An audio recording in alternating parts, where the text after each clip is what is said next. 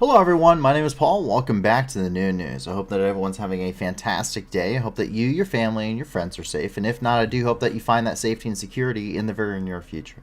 There's been a ton of stuff that has happened over the last 48 hours in the news, especially within the country of Ukraine, as well as elsewhere throughout the world. Europe, the Middle East, and even parts of Southeast Asia, and of course, the Americas. And so with that, there's a ton of stuff happening, but there is a ton of stuff that is, generally speaking, not very good. When it comes to the news, the stuff that generally breaks and actually makes onto the news is, of course, crises and tragedies ongoing throughout the entirety of the world.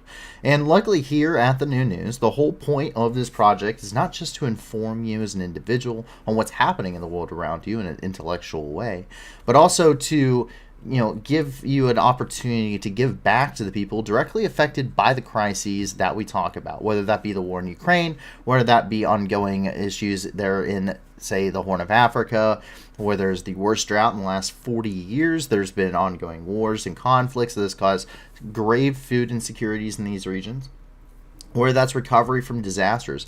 We have a ton of different organizational links. If you check out the video description below, you're going to see a ton of different organizations, and 80% or more of all of the donations that they receive go directly to their programs. We're never merchandising any of the stuff that we do here, no matter how big we get. We're never doing any kind of we're never doing any of this for monetary gain at all. 100% of everything we do here is for charity. So that means no super chats, no merchandise, no monetization. Everything here is for charities. And so with that, please be sure to check out and give all of those links some love. If you have more, please get in contact with the staff member and shoot us a link to that, whether that be on our Discord or if you do that in one of the other ways that we're here, or you can check out and you can even message me on Twitter about it. We always want to get more. We want to cover as many places throughout the world as we physically can, and we actually are going through and vetting a bunch right now that you guys have submitted, and there is a ton that we're going through right now from you guys, and we have some that we're going to be adding here in the very near future to cover even more areas. So thank you very much for those. If you can't give a lot to these organizations, give a little. If you can't give anything at all, that's okay too. One of the biggest things you can do is help us grow the impact of this channel. The more people that come here, the more of an impact as a community we will have, and the more lives we'll be able to change in a better way through doing these donations and raising money for charity. So if you can, give us that like, give us that subscribe, share this amongst your communities. That really helps out and really helps us, try and do more good for a lot more people that really do need it. And with that, we get ready to roll into the news, and please feel free to ask questions. I was able to put a Q&A here now in the live chat, so that way anyone new that joins here. If you're joining us live, please feel free to always ask questions. A lot of this stuff can be very complicated, and I understand that. So to give you a little bit of a background on myself and any of my expertise, I served in the Marine Corps between 2016 and 2020. I was a corporal, and I was an O-352 anti-tank missileman, meaning I operated the Javelin and the TOW missile systems. I am a fully cross-trained machine gunner. I am a fully cross-trained rifleman. I am a subject matter expert in anti-armor warfare and armored doctrine. I am a combat lifesaver certified Marine, and I'm also a partially cross-trained radio operator. I did 2 tours to the Middle East. My first tour to the Middle East was between October of 2017 and March of 2018, where I spent 4.5 months in the country of Syria and was supporting Special Operations Forces and coalition forces with Operation Inherent Resolve in the fight against the Islamic State. I also spent about 1.5 months in Kuwait too, in transit. And then my second tour to the Middle East, I was in charge of the Javelin anti-armor team attached to the Crisis Response Company out of Kuwait. This is between October of 2019 and March of 2020. As a result of that attachment, I was one of the 100 Marines that went to the Baghdad Embassy complex, where I oversaw all anti-armor operations across the Baghdad Embassy during that whole upheaval during the New Year's of 2020, and I was there for General Soleimani's death and all of that fun stuff. And then I also went to Saudi Arabia and into the Red Sea, where I trained Saudi Arabian Marines while I was there. So that's a little bit of background on myself. I try to maintain outside of my subject matter expertise. I do try to stay well-rounded. I am very interested in geopolitics, I'm very interested in history. I'm very interested in especially in conflicts and stuff ongoing throughout the world. And so I try to maintain a very well-rounded understanding of different cultures, different things, throughout the world. And I'm always willing to learn more. But with any of that, subject matter expert or not, if something does interest you, please, as a viewer, I implore you, I encourage you very strongly to go and actually conduct your own research. There is no substitute for researching yourself. And while I may try to answer your question, if I don't know an answer, I will simply state as such. But I will be watching the live chat as I am now. Hello, everyone. And we will get into the news. And before we start the news a little bit, we always have a nice quote. So there is a quote from what we call Admiral or General Conscriptovich. He's Army General Conscriptovich. I seem to be missing it today. Let's see here. Top chat. See if this will get me something. I did not catch the Army Commander Conscriptovich. Unfortunately, the Q&A thing is covering it up. So I apologize for that. Yeah, so, Nuclear, if you could please give me the Army Conscriptovich meme, that would be fantastic. But with that, we get ready to roll into the news. It's an ongoing joke here at the channel, and it's always a welcome one. But we get right here into Kyiv, where we start off with Ukraine, of course, which is the biggest report that we have of the night. And right now out of Kyiv, we get the latest UN civilian casualty update. The UN is going through and they're confirming the number of civilian casualties that have occurred throughout the duration of the war. And what we're seeing right now, Nuclear, I can't see it on my chat. That's why I'm saying to please resend it. The UN, anyway, the UN has released its latest civilian casualty confirmation via their official Twitter. And what we're seeing here is that at least 6,490 people have been killed, including 403 children. At least 9,972 have been injured, including 745 children. That is the UN confirmation, and with every single confirmation that they give, they always put a caveat, and this is very important. This does not get reported nearly as much as it should, and they said actual figures are much higher. So even the United Nations understands the totality of this war, and that the actual toll with civilian life is much, much higher than what they are talking about, what they have confirmed. And this covers everything from the 24th of February through the 6th of November 2022. So that is the time frame that they're talking about. Once again, this does not include those that are under the current that does not include those that are under occupation. The United Nations, the woman, her name is Denise Brown. She's in charge of the United Nations mission there to Ukraine, and she has stated very plainly in their reports that they have yet to actually go into any of the occupied areas. They have not been allowed to go into the occupied areas, except when they went to the Azovstal to facilitate the movement of the people out of there. The United Nations has been unable to provide any humanitarian aid or conduct anything of that nature within any of the occupied regions. Now, Nuclear was nice enough to go through and requote that meme for us here, and he says, so our latest update from Army Commander Conscriptovich. He started off as Private Conscriptovich when we came to us. And he says, quote, "No, we are not running away. We are simply advancing backwards." Yes, that is today's theme. That is what we're really seeing, but we will get to that. We have quite a few updates regarding what's ongoing there in the Kherson Oblast, but we will get to that in a few. As we come over here, we start getting into the Donbass, and this is really where the majority of the war is ongoing. This is really where the meat and potatoes of the conflict are happening right now. This is where some of the most brutal fighting we're seeing is happening. And we start off here actually just inside the Luhansk Oblast here, kind of on the southern sector of the Luhansk Oblast. And we see that Ukrainian troops have entered Nevsky, which I actually have geolocated here. These are Ukrainian forces. They've entered this village of Nevsky here in the Luhansk Oblast. They're continuing that counteroffensive. The momentum hasn't stopped, though it has slowed, at least from what we've been able to gather from evidence that's being provided from a multitude of sources.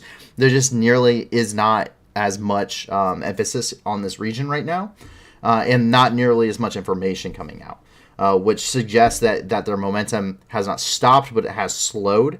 But we're not quite sure what that necessarily means. And this could just be a reconstitution of forces, especially considering we're seeing quite a significant amount of fighting ongoing within the Donetsk Oblast right now along those front lines. This could just be us seeing that they have shifted their forces, and that the concentration of Ukrainian troops is no longer in the Kharkiv area, and on this side of the flank, it's more or less being shifted down into the Donetsk, where they're more badly needed and where the fighting really could use more reinforcements. But once again, Russian forces, they're demoralized, they're undersupplied, and they are just not having a good time. That's the reality for them, and the Ukrainians are exploiting these weaknesses, these gaps, and this really bad lack of morale and lack of supply to their advantage, and they're making whatever headway they can in every region that they can at this point. Just to take a look, this is Ukrainian forces entering Nevsky here and the Luhansk Oblast.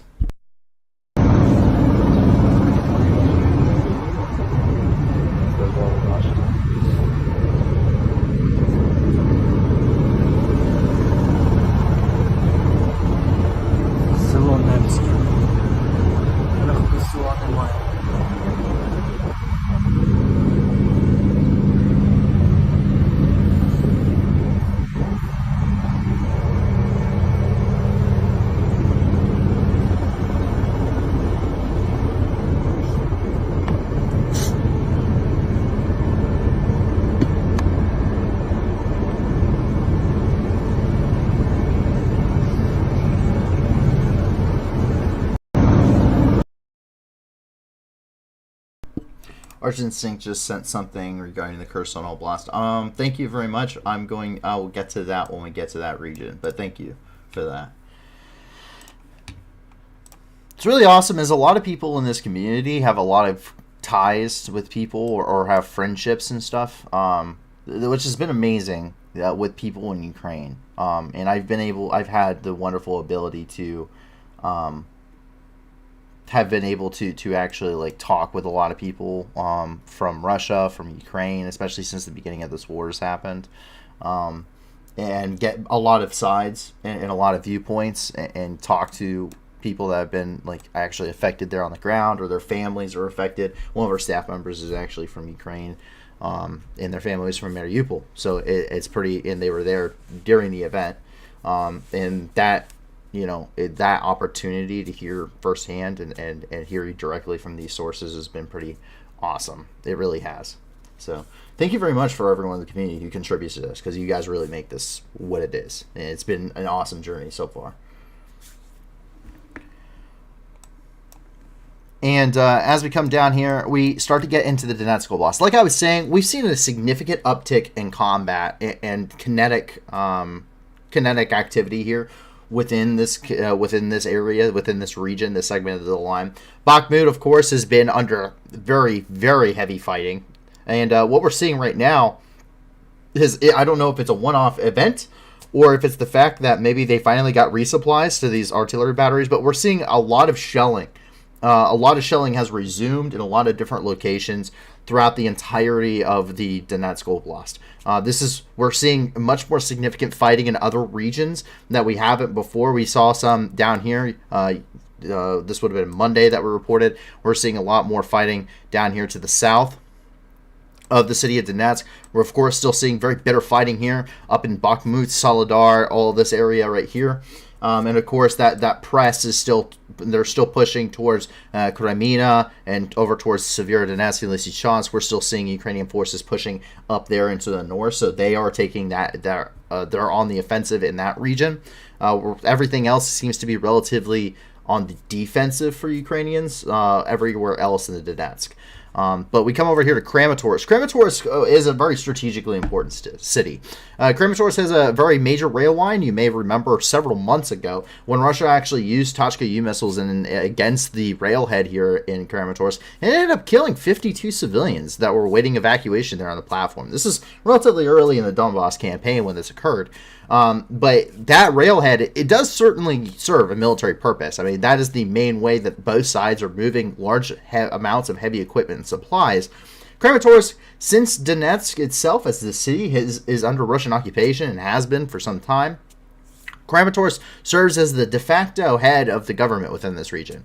It has several major supply routes that run near or through it, making it a perfect confluence of where troops and equipment have to move through along these major main supply routes, or MSRs. And that's really what we're seeing. So Kramatorsk is strategically important, but the threat is no longer there directly against Kramatorsk. When the Russians took Liman here into the north at the end of the Luhansk campaign, that did pose a threat towards Slavyansk and then Kramatorsk after it. They had to push through and take Slavyansk if they were going to take Kramatorsk. And Bakhmut's the same thing. If you look at it, it makes a perfect pincer movement to push towards Kramatorsk through Bakhmut and down here towards Toretsk. And it also makes sense to push it from the south. Well, since the flank of the Russians has completely been rolled here, that threat's no longer there. And that makes Bakhmut strategically not important. And that also means that Kramatorsk has no real way of being struck, or at least taken by Russian forces. But Kramatorsk continues to be shelled. The city received additional shelling. It's been shelled several times very publicly over the last several weeks, and it's once again reporting shelling, this time with R-77 rockets. Those are actually air-to-air missiles that, as we have seen with the S-300, which isn't the SAM system, we've seen those used as well against ground targets. So it's totally possible that these are being used as well due to a lack of resupply or a lack of munitions or just a general lack of supplies within the Russian army at this point. But reportedly, they were hit with R-77 rockets, damaging additional civilian infrastructure. At least one individual, an 8-year-old child, was reported injured. We're getting this from the Ministry of the Interior of the Donetsk, or the Ministry of the Interior of Ukraine.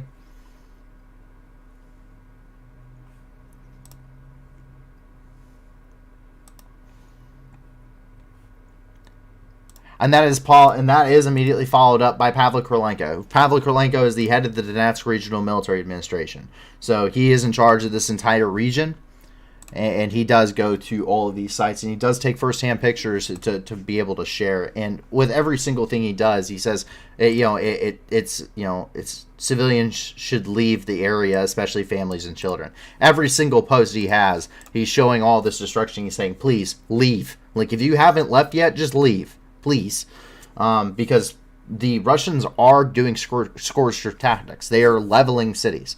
The Russians, for all intents and purposes, anything you know about the Geneva Convention, throw it out the window for the Russians. The Russians have broken about every article of the Geneva Convention that I have ever read, and that is from every Geneva Convention, 1899 and onward. And so it is just unbelievably horrific. And they're indiscriminate bombardments of civilians. They're extensively using a system called the BM-21 Grad. There's several others. The BM-27 Aragon is another one that has larger munitions. But the BM-21 Grad system uses 122 millimeter Katyusha rockets. It fires 40 of them at a time. They're dumbfire or unguided rockets. They are meant for a saturation bombardment. And when you think saturation bombardment, think the artillery version of carpet bombing somewhere. That's the immense amount of firepower that they're being used as. You see them used also with the TOS-1A, as well as when they use the Thermobaric munitions for that purpose. You see it with the Aragon. You see it with, they will set up large amounts of 2S3s, 2S17s, I believe is what it is, the Mista B. It's either 2S17 or 2S19s. And you see it with a bunch of other systems that they have, 2S1s, 2S3s, that kind of thing. T-30s, which is towed artillery piece. And I believe they have D1s as well now. But all of this, the purpose of it is they just put as much firepower into a single area as they can. And they're targeting towns. They're targeting towns. They're not really targeting Ukrainian defensive lines. I mean, occasionally we see it, but most of the time it's not targeted at a specific military target. It's just hitting a civilian infrastructure, and that's really what we're seeing throughout the duration of this. So if you are in one of these areas, yes, please do leave, because they're not targeting the Ukrainian military. They're targeting you. They're targeting civilians in general, period. We also get the daily Donetsk update, which comes from Pavel Krylenko. This is the newest one, which came out at 8 a.m. local time this morning. And this covers the last 24 hours of activity. So, according to Pavel Krylenko, he says, quote, on the November 8th, number of victims of Russian army in Donetsk Oblast increased by 6 killed, 11 injured. And we do officially get this once again from his official Twitter. And he keeps a running count of the number of people that have been killed and injured within his region of responsibility. And he says, and from the start of the Russian Federation invasion, meaning February the 24th, not including the occupied regions such as Mariupol, Volnovakha, and elsewhere, he says civilians killed, that number has climbed to 1,177, with 2,566 being injured. That is an insane amount of people that have been killed and injured. Once again, that does not include the areas under Russian occupation. And we have seen what Russia does under occupation, which is enforced disappearances, mass murder, mass rape, systematic looting and pillaging, torture, detainments, starvation. That's pretty usual for them. And that, once again, Mariupol in and of itself is estimated to be anywhere from 10 to 25,000 deaths among civilians. Another 1,500 graves appeared just the last time that were reported. So it's much higher. It's much higher. This region sees the most dense fighting of any region within Ukraine. This is the heaviest fighting. This is the most bitter fighting of any region in Ukraine, hands down. Chasiv Yar was once again shelled. That's one of the ones that we were seeing shelled once again that we haven't seen shelled in a little bit. And one person is dead, 2 are injured, as reported at this time of yelling after Russian shelling did end up striking this location. And we do have a video from Pavel Krylenko regarding this. Take a look.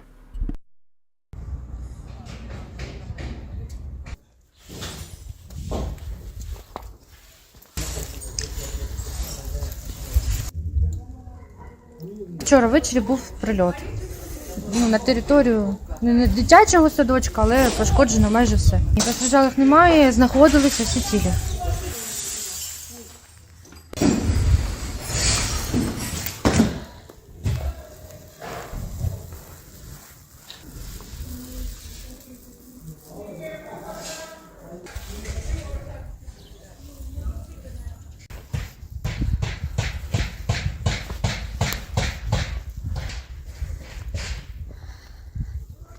Батя дома був. Я його, ну він погано. А повезли в больницю до этого. Семена, вона померла в дорогі. До больниці не доїхали. Ось хата. Там за хатою такий вибух був, що... Страшне, щось страшне. Як вони в живих залишилися, трудно сказати взагалі.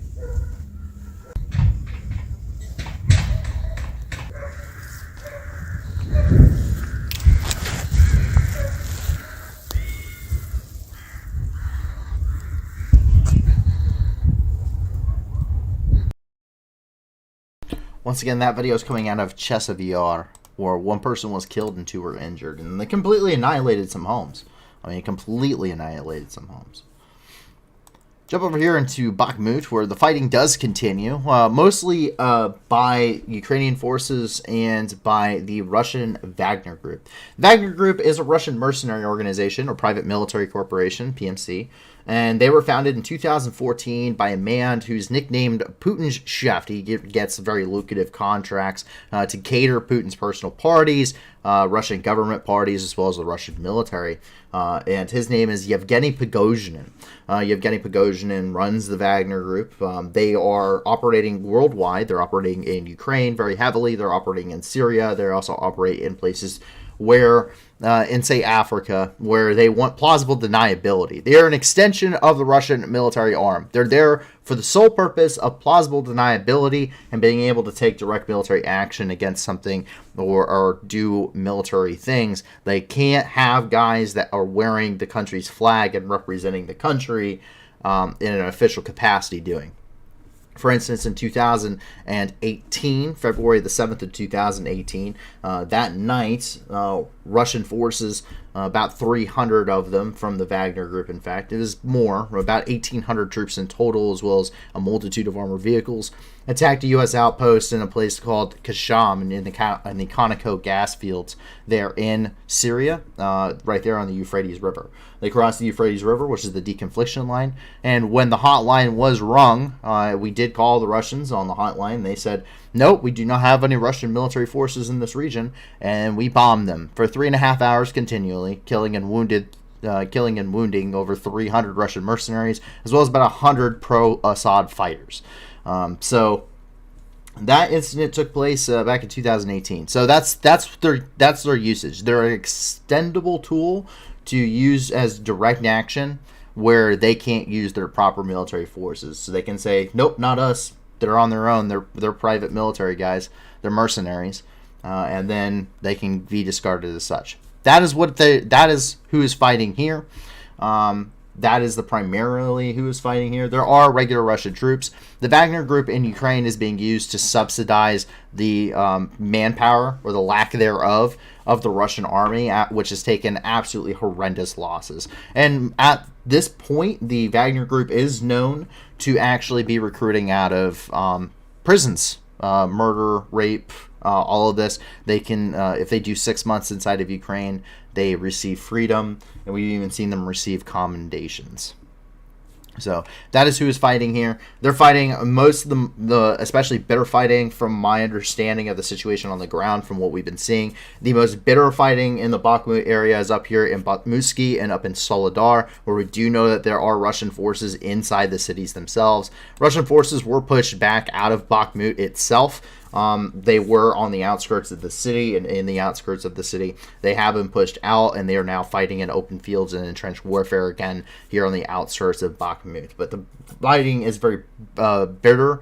Then I'm talking entire forests are just splintered and destroyed and flattened with artillery rounds because of the ferocity of these bombardments. The entire city of Bakhmut has been essentially completely destroyed, a smaller version of Mariupol, essentially. The entire city is gone. It's destroyed. It's been blown to hell, and that's really what we're seeing on the part here in the front lines. But the fighting does continue. We get some nice Ukrainian tank footage coming out of here, kind of showing us some of the area, and also seeing some of the fighting here. Tanks are being used. Armored vehicles are being used very heavily on both sides. Both maintain a very heavily mechanized force.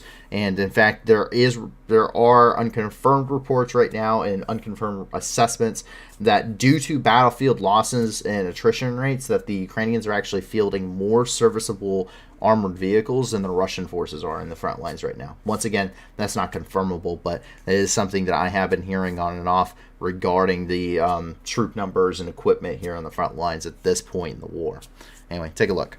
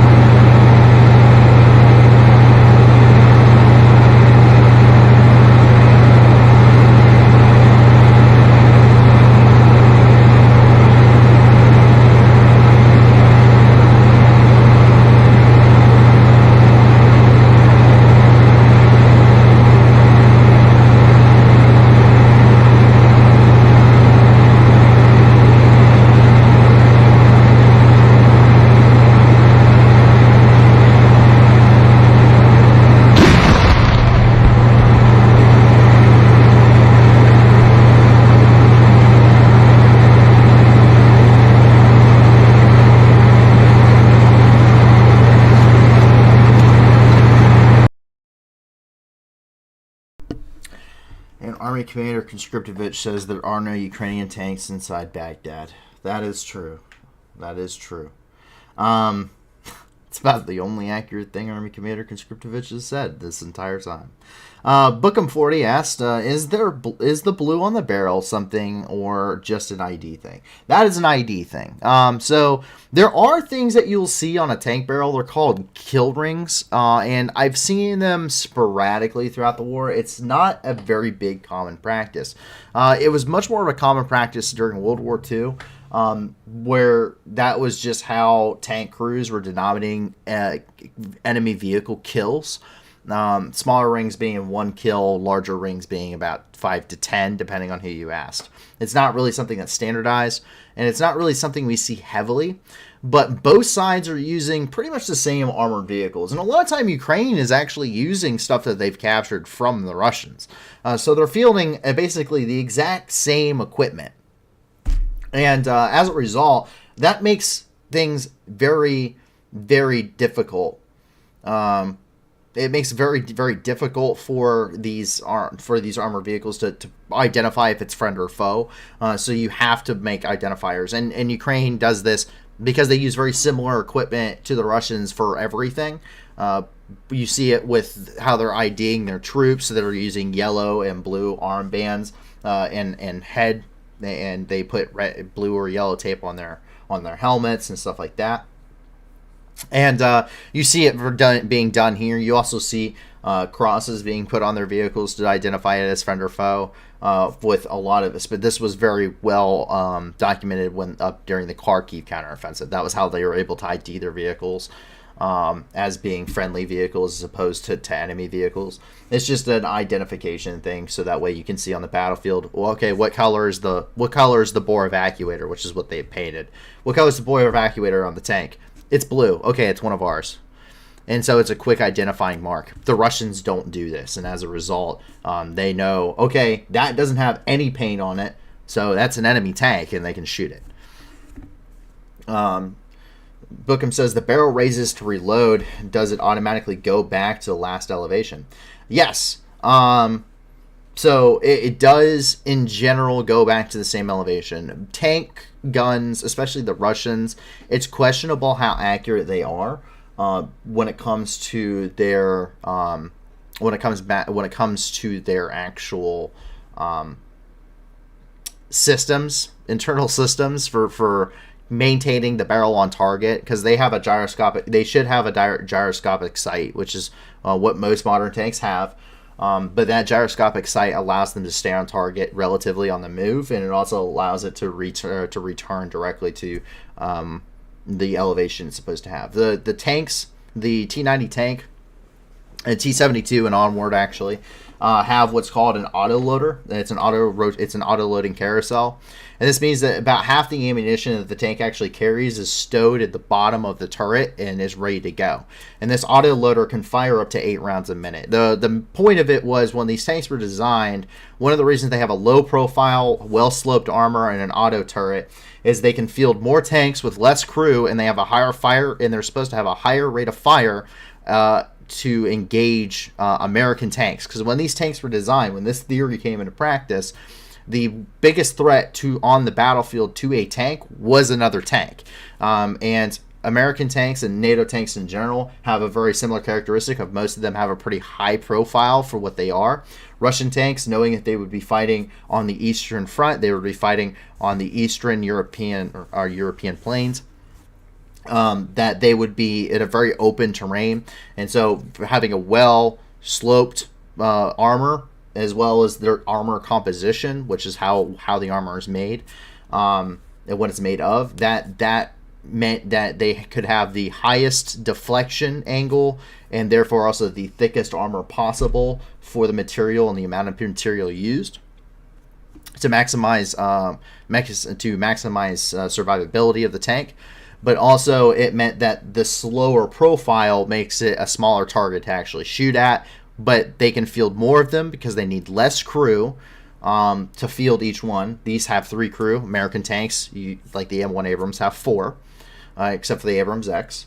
And then the it can fire faster because it has an autoloader. 8 rounds a minute is a pretty high fire rate for a 120 to 125 millimeter gun.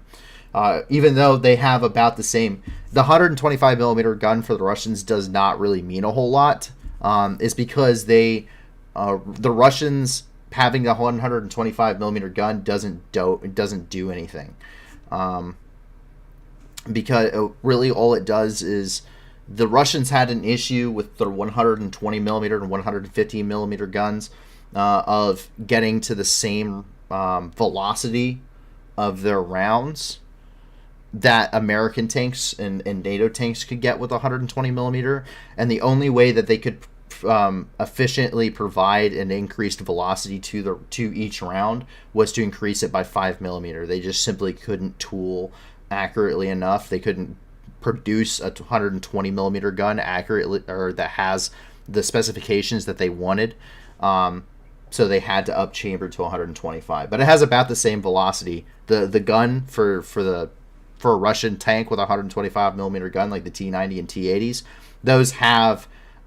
those do have the ability to, those have about the same velocity as a 120 millimeter gun on, say, the Rheinmetall guns on the Abrams, as well as the I don't think the Challengers don't use Rheinmetall. Arch Instinct says the 125 millimeter allows some ATGM use out of the cannon. Well, actually, most Russian tanks allow for anti-tank guided missiles to be fired. In fact, most Russian vehicles have anti-tank guided missiles. There's variants of the BMP-2, which actually have very early anti-tank guided missiles that were actually mounted onto them in some variants over the top of the turret, but it obscured the sightline of the turret gunner to begin with. Let's see here. Let's see if I can pull up. Let's pull up an older Russian tank. Let's see. T-64 could use the Songster ATGM. And that has a 125 millimeter main gun. The Bastion ATGM could be fired from the T-62, which only has a 115 millimeter main gun. And the 100 millimeter main gun on the T-55, T-54 series also can fire the Bastion. And then the 125, and then these get upgraded later to being able to fire the Reflex and Severe ATGMs. And that's coming from the Book of Knowledge. So, the Book of Knowledge, for those that don't know, this, as an anti-tank missileman, I have maintained pretty much every single technical manual I've ever come across in my Marine Corps career. And this one comes directly from the Anti-Tank Missileman Course Guide for when I actually went to school for the training to become an anti-tank missileman. And one of the things you have to do is you have to do extensive amounts of armor identification and understand the capabilities of each of the different types of tanks in the world, but it's friend and foe, to be able to clearly identify them. And it's very important to be able to identify friend versus foe, not just because of possible similarities between, or not just because some countries still use post-Soviet equipment that might be friendly to us, but also because other countries try to mimic.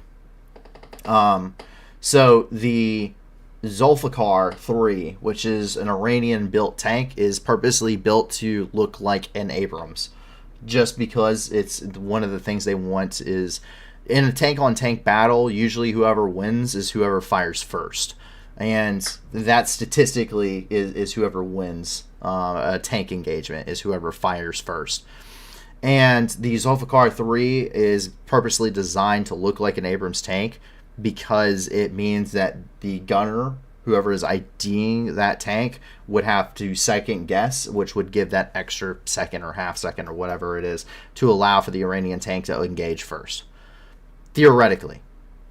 So, but yes, the Russian tanks have a lot of capabilities, and there's thought behind it, but it's thought for the thought process for it is to fight a war that should have happened in the 70s or 80s, not in the war that's happening now.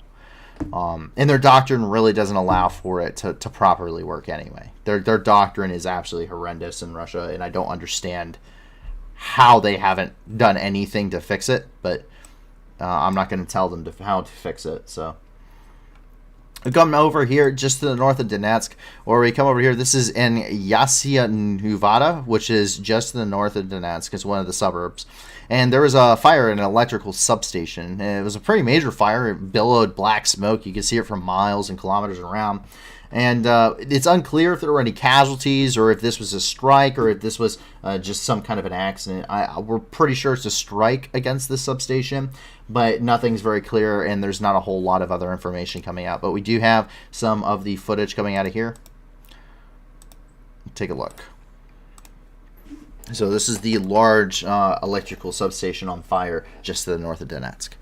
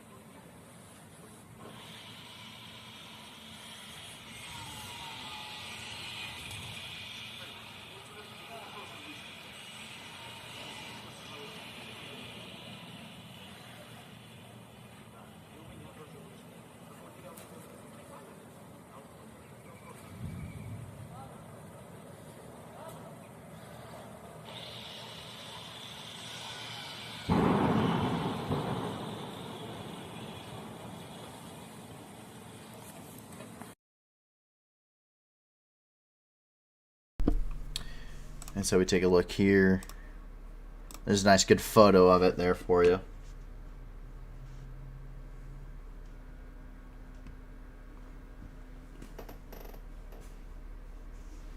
Let's see.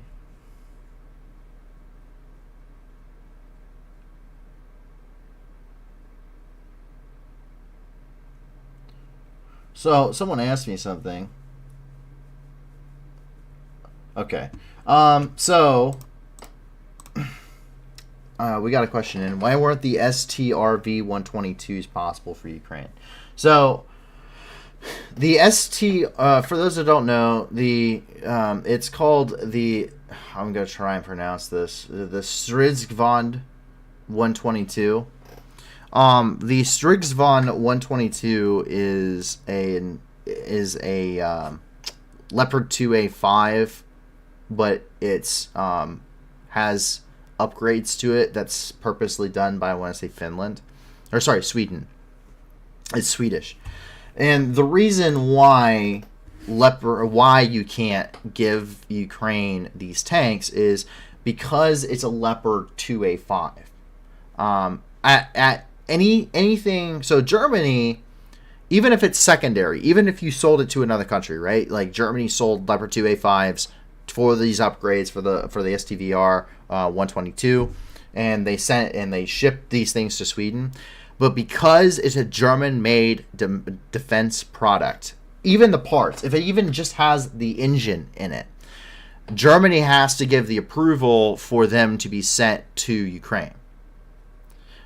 Because it's German technology, it's German defense technology. There's a lot of treaties that go into this. And I know it doesn't make sense, but it's not like you going to the store and buying a new snowblower. This is very, very, very high-level technology for tanks. The Leopard 2A5 is one of the best battle tanks in the world. So that's what that's the issue. And Germany refuses to allow other countries to send German-produced weaponry or equipment or even partial components to Ukraine without their authorization.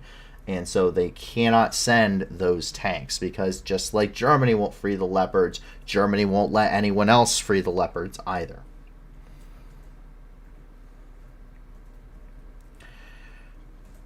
Delta Aviation, that's a fantastic question. And I will get to that when I get to the Kherson Oblast. We have a couple of these that are regarding the Kherson Oblast. we have over here large quantities of troops and equipment are entering into Donetsk. We also have this one geolocated as well. This seems as they're ramping up military actions here within this region. Take a look. So we can see here, these are all on flatbed trucks. It appears that one's having some issues. But these are all, this is all military equipment that is being taken or here in the Donetsk Oblast, is being brought here to the front lines. It's just outside the city of Donetsk. Lots of troops, lots of equipment, lots of main battle tanks, mostly main battle tanks.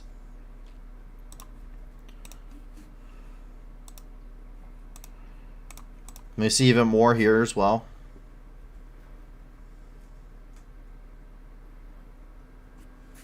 A little bit of the same footage here, but that's really what we're seeing. So that gives you an idea. We're seeing more troop movement coming into this region, and that's very indicative of the intensity of the combat that's really shaped up here. We saw a lot down there in Pavlivka, which is over here. This is where we had reported on last. We saw quite an extensive amount of combat happening over the last couple of weeks there. We also see an extensive amount of combat happening in the north, of course, over by Bakhmut. There's still heavy fighting in areas such as Pizki and over by Avdiivka, which have stalemated pretty hard. And so that's really what we're seeing in this area. Arch and Sink asks, what variants are these tanks? Ooh, that's a really good question. That's going to be really difficult to identify. Well, that first one's not a tank. That's a BMP-2. So that's a infantry fighting vehicle. That's a tin can compared to the actual tanks. Let's see here.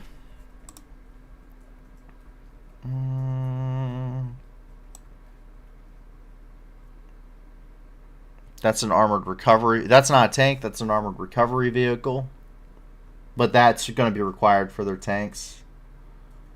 That doesn't give a good image. That doesn't give a let's see, 2.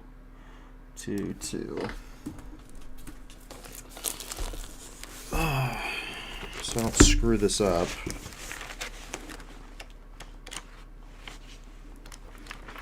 That is, I believe, a T90. No,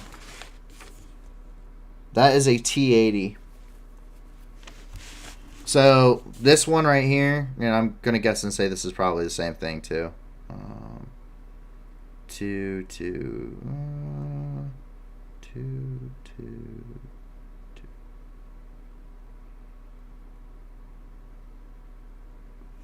Yes.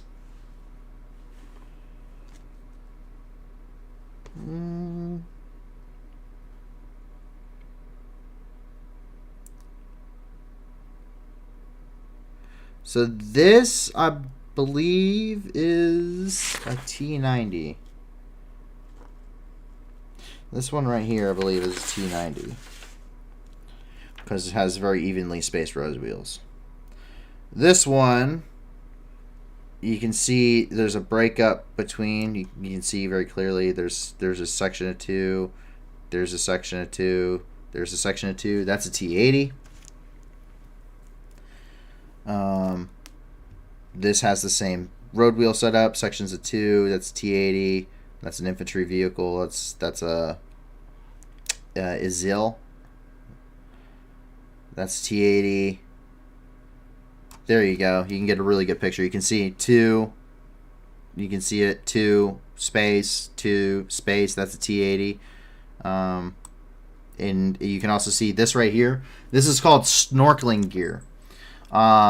And so this allows it to ford through water, and the T80 has a very large snorkeling gear on the side of it. Something else very important to note is the T80, this one doesn't have it, but it has side armor, they will be evenly spaced. There's 3 slats of side additional armor on a T80 that is spaced. But it's in a straight line. The T90s have a cant. That is a recovery vehicle on a T80 chassis. Large snorkeling gear, that's a T80. Large snorkeling. Large snorkeling gear. That's T80.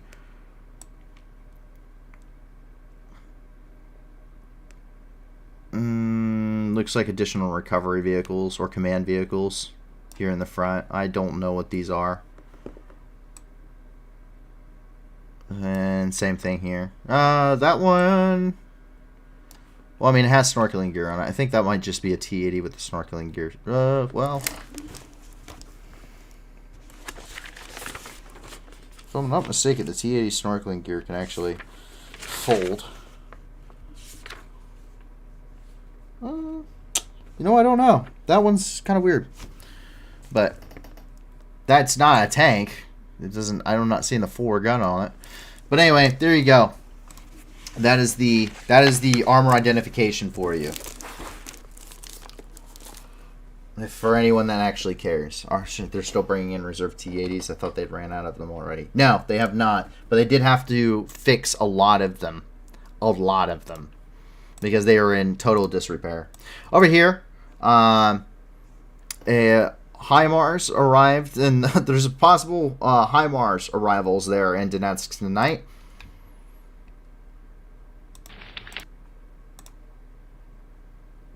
So it's a T-80 unit for a mechanized assault in Donetsk. It's just, I mean, that many tanks. The recovery vehicles are replacement.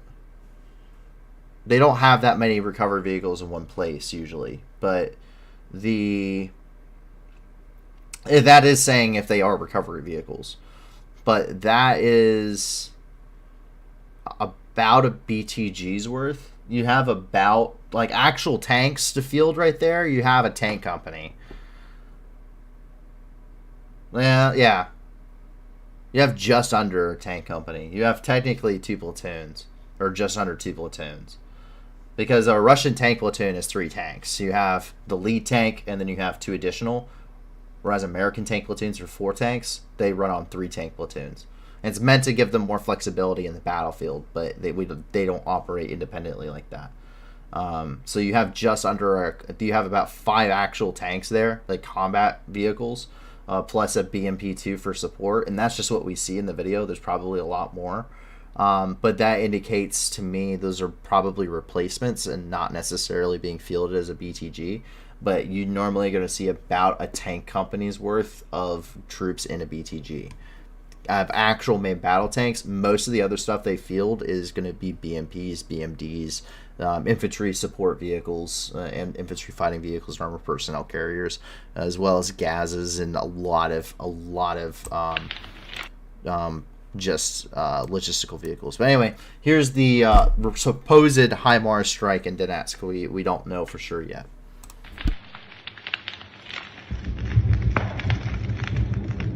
О, еще.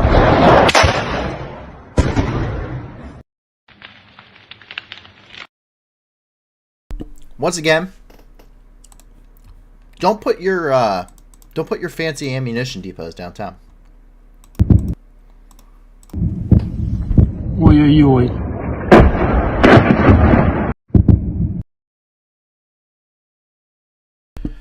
Isn't the PHZ 2000 high tech as well? Yes, the PHZ 2000 is pretty high tech. It's a really cool self-propelled gun.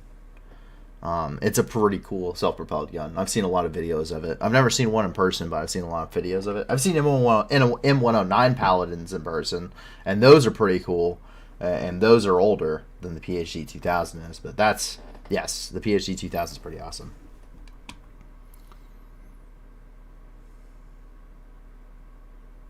MRAPs with mounted alligator, thoughts? Well, you're talking about like the animal on alligator? Mounting it to a... What?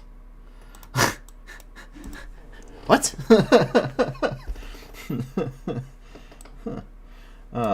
Interesting question. I don't know if that would work. I don't know. You have a fear factor in there, but I feel like the alligator would be pretty scared about that. We have very heavy continuous shelling, which is taking a very major toll on Marinka. Marinka is a suburb of Donetsk to the south. That is under pretty much sustained shelling. Marinka has been one of those areas. Oh, the Snipex Alligator anti-material rifle.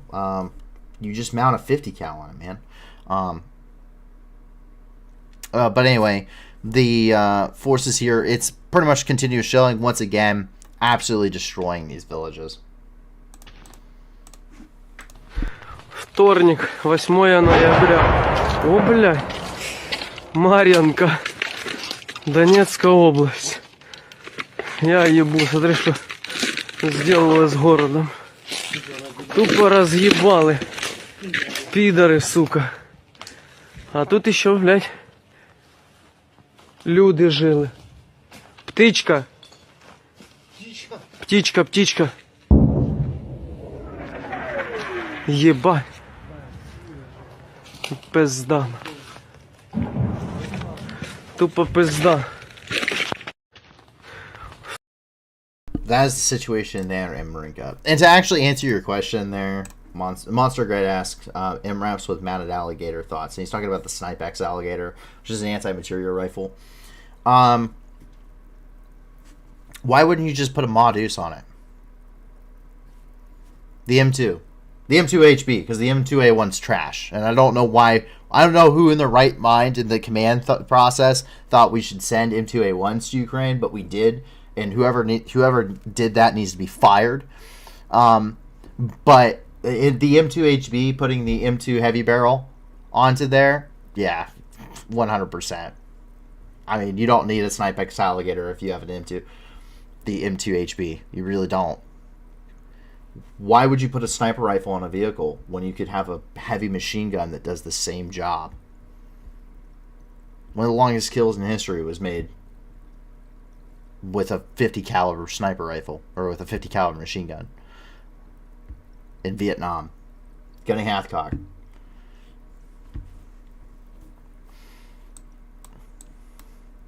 The record remained pretty much just unbeaten until like Afghanistan, by the way.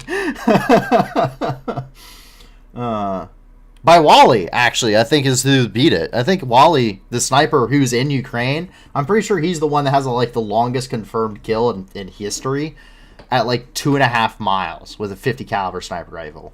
Yeah. Monster Greg says, well, like for precision stuff, snipers aren't going to shoot precision stuff off of. So here's the thing: you don't do precision with a vehicle.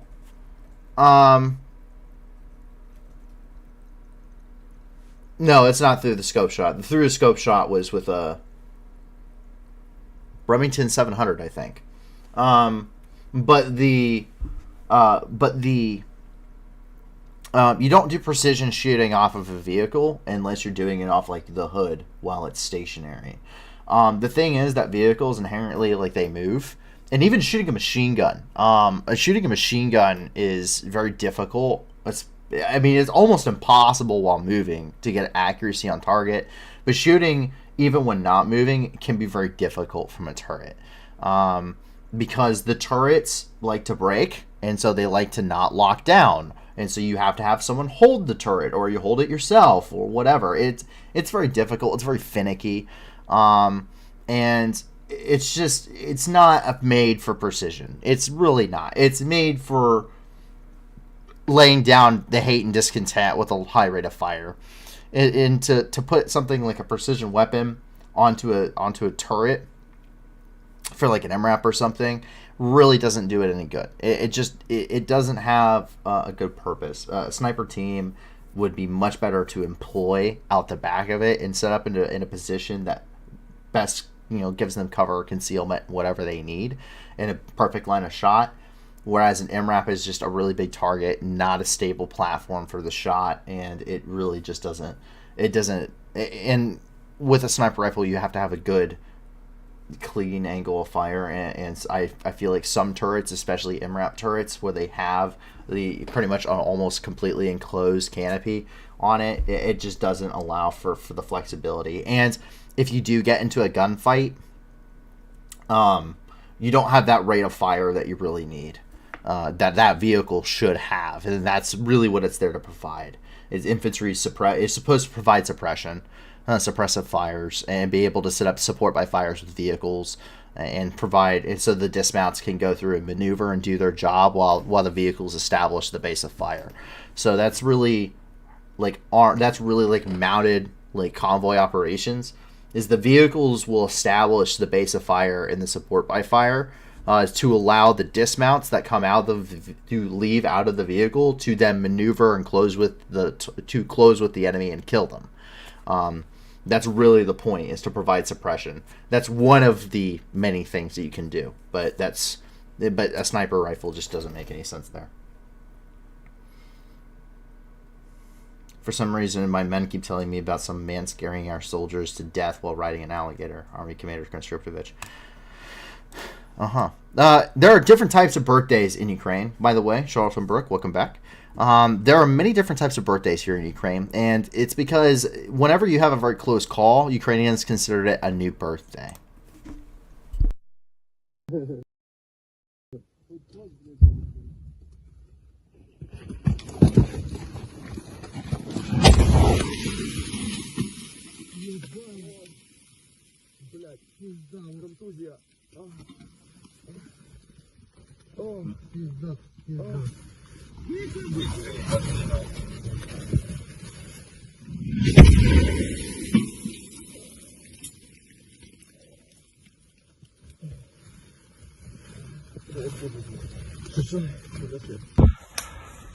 Такая хуйня прилетела прям по нам, блядь.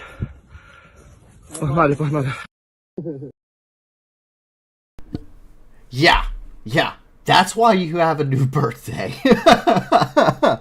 I don't know, like you hear the round coming in, but I don't know, like this guy is chilling and all of a sudden he just gets that, and it is a sixth sense. It really is. But he gets that feeling like, I probably shouldn't stand here anymore. Like I probably should get up because that sounds like it's coming close.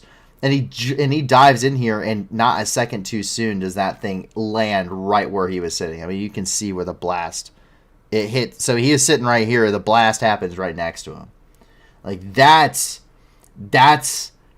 yeah. That man needs to buy a lottery ticket. That was some of the most impressive sixth sense I have ever seen in my life. That is the perfect gut feeling, and he saved his life. Swedish disposable handheld anti-tank grenade launcher proves the disposable title wrong. We have reduce, reuse, recycle. So it's making a chimney. So for those that don't know, this is the AT-4. It's a light anti-armor weapon. It's an 84 millimeter dumbfire rocket. But yes. That's a very ingenious use. I've seen people drink out of them, but I've never seen and I do mean drink. Like somebody, like two guys hold the thing up, one guy at the one end of the tube, the other with like his beer and pouring it down. Yeah, that's a thing. Barracks parties are wild, but yeah, I've seen that before. But using it as a chimney, that's a new one. That soldier 100% shit his pants. Yes.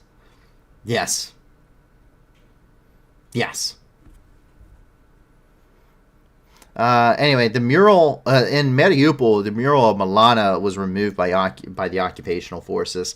It portrayed Milana, a girl who was wounded in 2015 by Russian shelling of the town of Mariupol, and her mother was killed and she lost a leg. But that is the mural itself of Milana. And they have officially covered it up.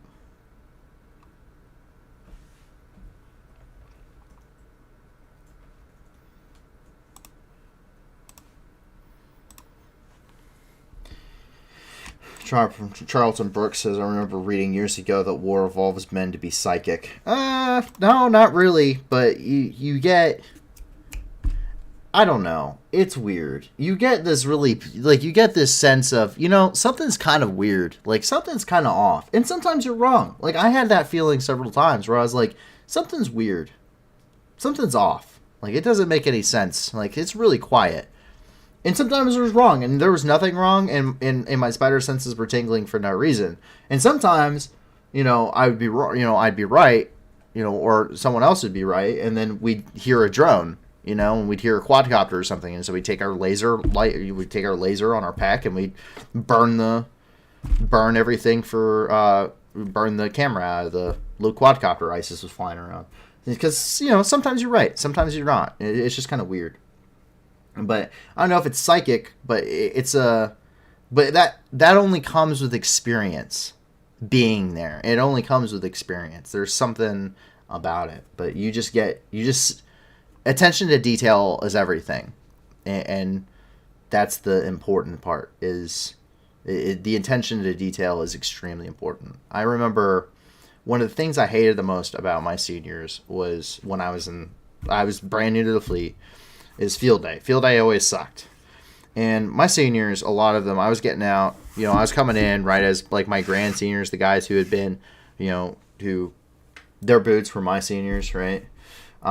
Those guys, my grand seniors, had been through Afghanistan, like bloody Afghanistan, 2012, battle of the Kandahar province and everything else. And, they were very, very harsh on us on field day. I mean, stuff that just doesn't make any sense. Like, why would you? Like, why does it matter? Like, who cares?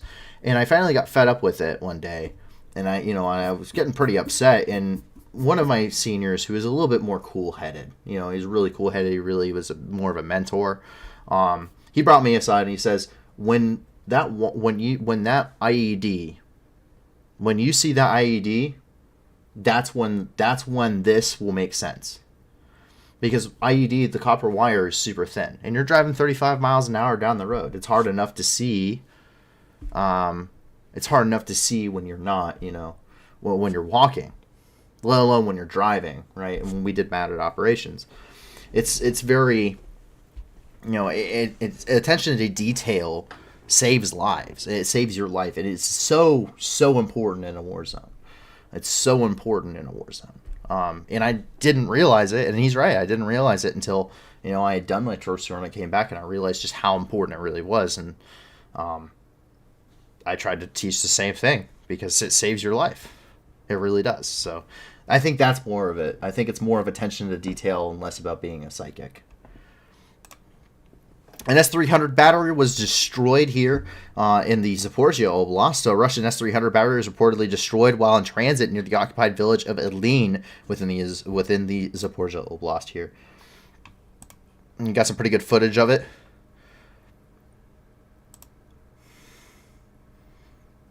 Yeah, so that's an air defense system that the Russians will no longer be using. And up here, don't forget your fuzzy friends. So when you're bored in the trench, why not make a cat door? We've seen lots of pets. Unfortunately, a lot of pets were abandoned, but they're finding a lot of love and affection from Ukrainian troops. And we can see Ukrainian troops here. They're going to make a cat door for their little fuzzy friend here in the trench.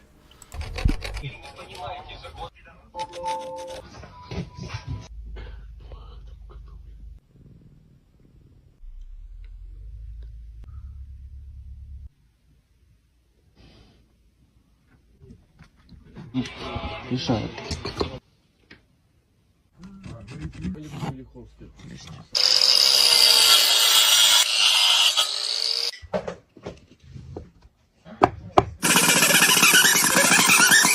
А не пометал? А вон крылья. Нет же.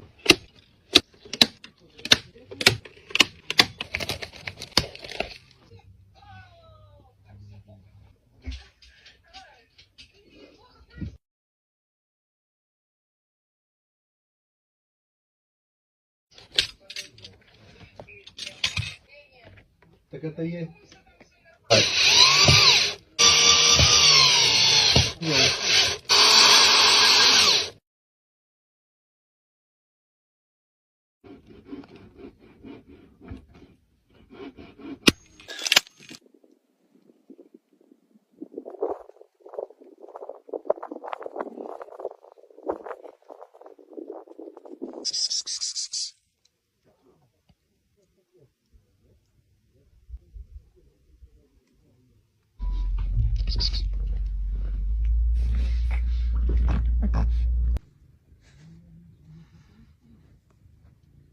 Pink.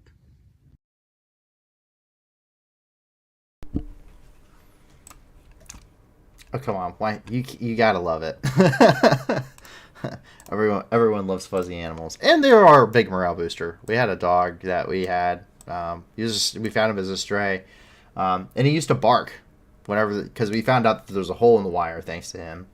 But he used to bark whenever there was like Islamic State dudes that would like run around in the hole in our wire that was near one of our near like this little tree line. So yeah, he would bark. He'd bark at drones and stuff. But he'd come in and he'd check out. Like he'd climb this whole like 12-foot post tower, and he'd climb up these rickety stairs. He'd come into their post and like hang out with us and stuff. I got a really good photo of my post partner with him. Yeah, it's just adorable. But they're a huge morale booster. Huge morale booster. Animals can do no good, or animals can do no harm. And Dnipro, unfortunately, getting back into the seriousness of the news here, Dnipro was hit with kamikaze drones. They did confirm this. These are probably Iranian-built kamikaze drones, the Shahed 136, or the smaller versions of the Shahed 131. The drones reportedly hit logistical warehouses throughout the city and it did injure an unspecified number of people, according to the National Police of Ukraine and their official Twitter and website. So some of the warehouses did catch fire and were subsequently destroyed. You can see some of the firefighters here. This is the immediate aftermath of at least one of those.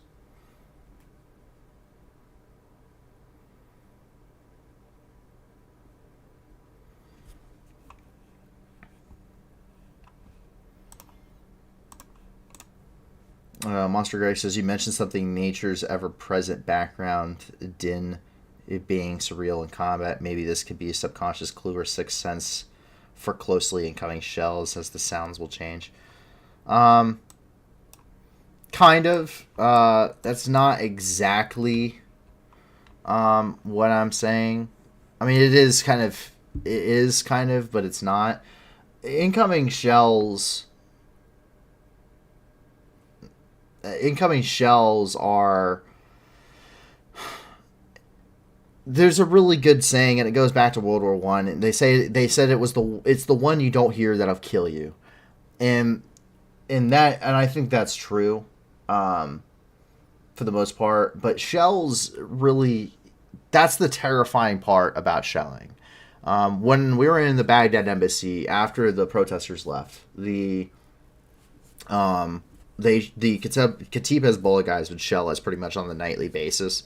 And they had bracketed us in. I remember we got there and they're like, yeah, we get rockets shot at us all the time. They're like, yeah, for like the last 6 months they'd shoot over us, and then they'd shoot over and into the river, and then they'd shoot and hit the apartment buildings across the street, and then they'd shoot and they'd hit onto the left, and we're like, you're an idiot. They're bracketing you in. Like, they're zeroing you. That's how you zero artillery. and then eventually when we were there, they did. And the terrifying thing is when it happens, when you have rockets and artillery coming in, the thing is, you do hear it. You hear it. And sometimes you can hear it when they launch. And you're like, well, here we go. Like, you're waiting for the alarm to go off. Or in these guys' case, you're waiting to hear the whistle. And you can still hear the whistle of artillery and rockets as they come in. But you just don't know where they're going to land. That's the terrifying thing. Because you hear it and you could have swore it was going to land next to you. And then it hits on the other side. It hits acres and acres away, hundreds of meters away. Or sometimes, you hear it and you're like, oh, that's not going to be anywhere close. And then it lands on a building, catty corner to you.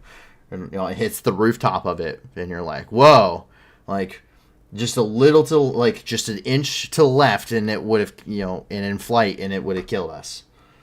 And that happens. I mean, so that's the terrifying part, and that's the really hard thing to kind of deal with later.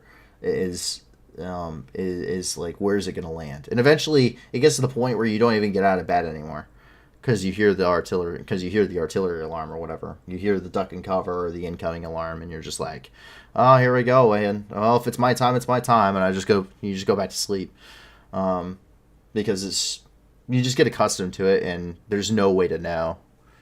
So that's it. And as for scabies, and I've never had scabies. Anyway, we jump down here to Crimea before we get into the Kherson Oblast, and we see that Russia prepares static defensive line here. So this is new satellite footage just coming out, and it's showing that Russians are digging trenches and creating a static defensive line in the northern part of the Crimean Oblast, or in the northern part of Crimea. And what we're seeing, what this is an indicator of, is Russia is actually now preparing for the possibility that they're actually being pushed back back into Crimea. This is not something that I think they're anticipating, but it is something that they see as it is a probability, or it's a possibility. And unlike the other sectors where they have not been able to hold them back, or where they thought that they were going to be able to hold them back and their defensive lines faltered completely, they would rather actually build up a defensive line here and have it prepared in the possibility that it does. So I'm not saying that they believe that they will be pushed back to this point, but they are preparing in the possibility that they are.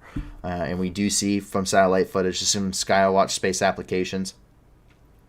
Sky Satellite. This is from November the 5th is when these images were taken. And we can see that they are digging trench emplacements, and they're building those static defensive lines. And these static defensive lines, these trench lines, there is a system, there's a way to dig trenches. There's different types of trenches you create for different purposes. You have tank trenches. This prevents tanks from rolling over the trench and they get stuck. You have troop trenches, which these are combat trenches, and you form them in a zigzag pattern. So that way you don't kill the entire line of guys with shrapnel. And if a round lands in the trench. And then you have communication trenches. Let's see if I can go back here. This probably has the best photo. So you can see here different types, different lines of trenches. You can see up here these some initial trenches. You're probably tank trenches. And then you have the main line of trench. You can see how it kind of zigzags. For the most part, I mean, it's relatively straight, but you can see how they zigzag here. And these trenches going back and forth between different trench lines, these are what you consider, these are what you would consider to be communications trenches. And they're short trenches that connect each individual one. He asked, Monster Greg asked, how effective are dragon's teeth? Very effective if they're actually employed properly, but Russia doesn't employ them properly. You're actually supposed to anchor dragon's teeth into a concrete slab underneath it, and Russia isn't doing that. And nor do I even know if they have proper made dragon's teeth. They could be the Chinese ones that are filled with foam and just have a layer of concrete on the outside, in which case they're completely useless. But they look cool. I guess that's about as like good as you can make it. They look kind of cool. And that allows us to get into the Kherson Oblast. And man, has there been some updates over the last 48 hours out of the Kherson Oblast. We finally get some news. We finally get to see what's happening. At least to a very minor amount. And we start off in Novokhovka, where the head of the occupied Kherson region, Kirill Stremusov, died in a car crash. So RIA reports that his armored Lexus lost control and hit a truck. Meanwhile, his friends say it was a collision with a military vehicle. You can indeed see something resembling a tank track marks on the asphalt. The crash conveniently happened next to the sign where there seems to be no car tracks or other vehicle or other vehicle that he hit. This is coming from RIA Novosti, which is a Russian state-owned media organization. Только что побывали на месте, где погиб Кирилл Стремоусов. Он двигался по направлению из Херсона в сторону Мелитополя. И, как мы смогли узнать, большой груз, в общем, грузовой автомобиль как-то подрезал его или еще. Ну, в общем, сейчас будут разбираться, но, возможно, виновником ДТП является грузовой автомобиль. Вот, к сожалению, так. Вот машина, часть машины, просто шасси отделилось именно от бронированного кузова, а вот бронированный Lexus вот здесь вот.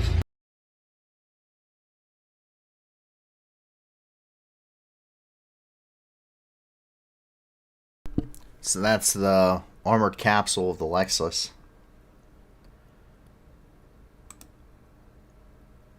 And whatever's left of the car. And this is the selfie he took inside of his car on the 30th. And you can see it has no seatbelt. Ah, yes. Because you always know when accidents are going to happen. But regardless, he has been killed. So the head of the Kherson region for the Russian occupational forces is dead.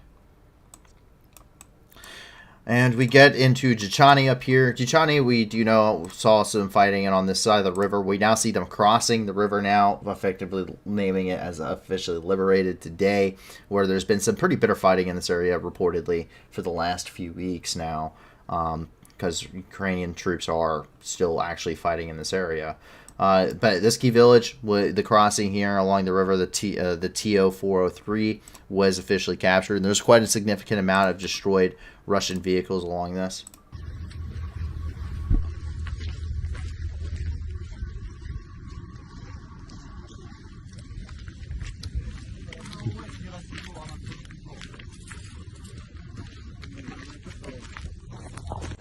Лицо русской армии.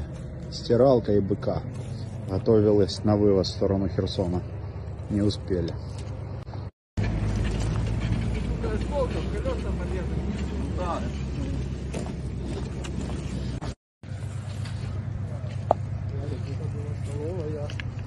Это была большая кацапская столовая.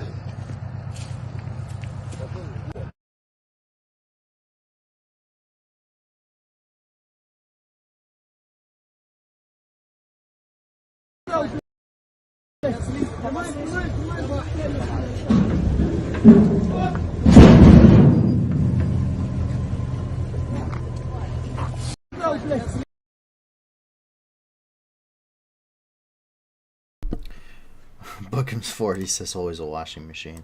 We'll get to that, by the way, Bookham. And yes, I do remember your question there, Delta. We'll get to that as well. And so I'll actually go ahead and get into that here a little bit.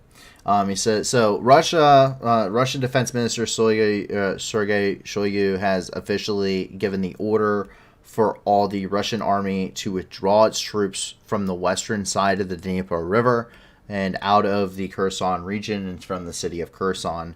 And this is already after we've seen massive numbers of troops leaving. We've also seen some pushing in, but we've seen massive numbers of troops leaving. We've seen defensive structures on the side, on the eastern side of the Donetsk or of the Dnieper River. This is TASS from a Russian, which is a Russian state-owned news organization. We also have RIA, at least twice today, has reported on it. Kadyrov's rather upset about it, but he said Soyuz's decision called it difficult but correct. They also initially reported when it came out that they were withdrawing from the region. Magically, by the way, you don't see the Antonovsky, or you don't see on this picture, you don't see that barge bridge there. We also have War Translated. This is the official announcement of the withdrawal here. So this is War Translated who gives us this translation, and we did have it verified by our current in-house translator for this. So take a look. Товарищ министр обороны, всесторонне оценив сложившуюся ситуацию, предлагается занять оборону по левому берегу реки Днепр. Понимаю, что это очень непростое решение. В то же время мы сохраним самое главное – жизни наших военнослужащих и в целом боеспособность группировки войск, держать которую на правом берегу в ограниченном районе бесперспективны. Кроме того, высвободится часть сил и средств, которая будет задействована для активных действий, в том числе наступательного порядка, на других направлениях в зоне проведения операции. Сергей Владимирович, согласен с вашими выводами и предложениями. Для нас жизнь и здоровье российских военнослужащих всегда является приоритетом. Мы должны принимать во внимание и угрозу для гражданского населения. Убедитесь, что все желающие из числа гражданского населения смогли выехать. Приступайте к отводу войск и примите все меры, чтобы обеспечить безопасную переброску личного состава, вооружения и техники за реку Днепр. Есть. Маневр войск будет осуществлен в ближайшие сроки.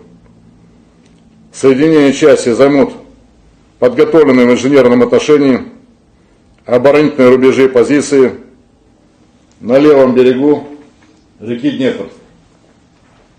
Доклад закончен.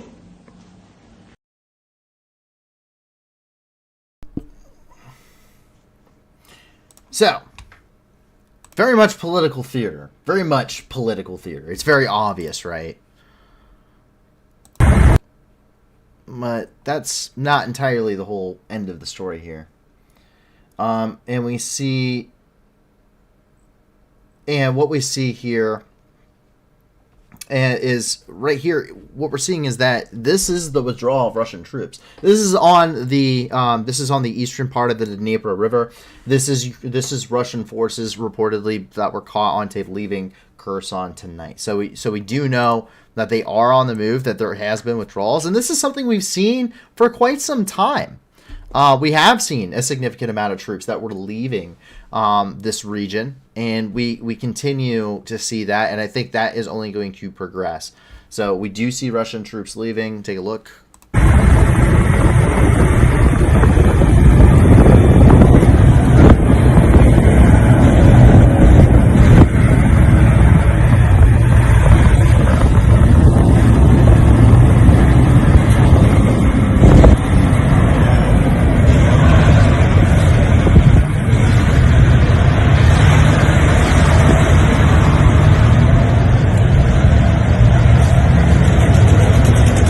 А это Z-ки, понял?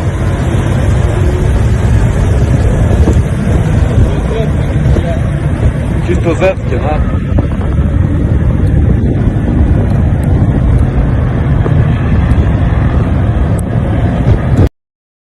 So we do see we do see some kind of movement leaving from the Kherson Oblast, and we do see it immediately taking place. And it's something that like I said, we've already watched it. They had already looted these areas. We already saw what has been happening for several weeks now. It's pretty widely reported. Yeah, Russian soldiers leaving with a child's choo-choo train. But here's the important thing is, and Bookham 40 did bring this up. He said, let's wait and see what the Russians do, because we've heard all sorts of stuff, and it's very political theater, and I do believe they will be withdrawing. They've had to make these kinds of announcements before, and they've tried to paint it in a good light. We're saving the lives of the civilians. We're saving the lives of our servicemen. Yeah, no, they're not. They are badly beaten and can't resupply, and logistically, it is just almost impossible for them to defend anything on the western side of the Dnieper River. They have to withdraw. And that's just strategically, it doesn't take any, it takes very little, knowledge, if any knowledge, to see that it's just, that the situation for the Russians just is not good. And there's no real way for them to resupply, which immediately rolls into Delta Aviation 23's question, which was, how much of the heavy military equipment can they really bring with them? That's a really good question, and it's very difficult to answer. And the reason why it's difficult to answer is because we don't have, while we have a general idea of crossing, of where the major crossings are for the Dnieper River, we don't have an accurate depiction of all of the crossings. We do know that there are at least 2 ferry crossings. The one over by the Antonovsky Bridge has been hit numerous times as well. But they do have several ferries that they use, and they do transport heavy equipment and vehicles. Now, I've never seen a tank being transported on it, but I have seen logistical vehicles transported on it in photos and videos. So it does tell us that it is used to carry at least heavy equipment supplies logistical wise, for logistics vehicles. I don't know about how many tanks they could cross on it though. And that we know for a fact that cannot be the only crossing point. We know there has to be other crossing points across the Dnieper River. In fact, we've even seen some that were posted thanks to guys posting stuff on social media, and it allowed Ukrainian forces to strike some of them. So we know that there are multiple crossing points that we're not necessarily aware about as the audience or as someone who's looking at this from the outside and having to go off of social media and everything else we're seeing. So it's very difficult to judge, but what we can say with some kind of success is, generally speaking, the Russians in their withdrawal from the Kherson Oblast has been much more thorough. It's been much more thoughtful, minus when they were completely folded on their flank here. But it's been much more thoughtful since then than what we've seen prior. So we do see them doing a fighting withdrawal or a tactical withdrawal is what we would consider, where they are maneuvering forces. Some forces are pulling out, other forces are going in, but they're providing basically fixing forces, and that keeps it so that Ukrainian troops are forced to fight in certain areas, and it allows for Russian forces to withdraw from others. And it's a gradual pullback, and they're fighting the whole way back. And as that sphere of Russian troops, as they withdraw, should they actually be withdrawing, which is pretty good indication right now, that's only going to become more and more easily defensible for them as they collapse in. It's going to become much easier and easier because it takes less and less troops to actually properly defend that area, and so their troop concentration for the troops in an area is much higher. So that's the kind of what we're seeing, and that's kind of so it's difficult. I wouldn't say it's impossible though, and I think the Russians are probably going to withdraw a pretty significant amount of equipment, whatever they can. But I would just based off of what we've seen already, say that quite an extensive amount will be left behind.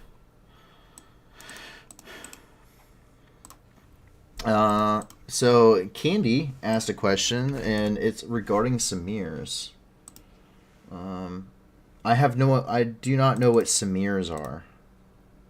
Any word on Samirs since they reach UK? Oh, since they reach Ukraine.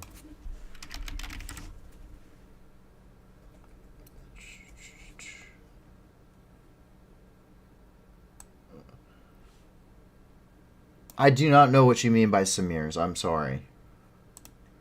I would try to answer that question. Surface-to-air missile is what I'm going to guess and say.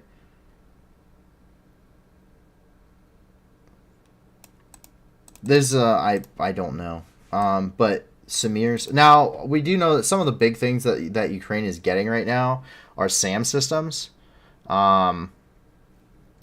If that's what you're talking about, they've gotten a lot of SAMs. SAM is surface-to-air missile systems like the IRIS-T. You also have the NASAMs, which have arrived. We've seen a bunch of others too. Now those are actually being employed. In fact, the IRIS-T did actually get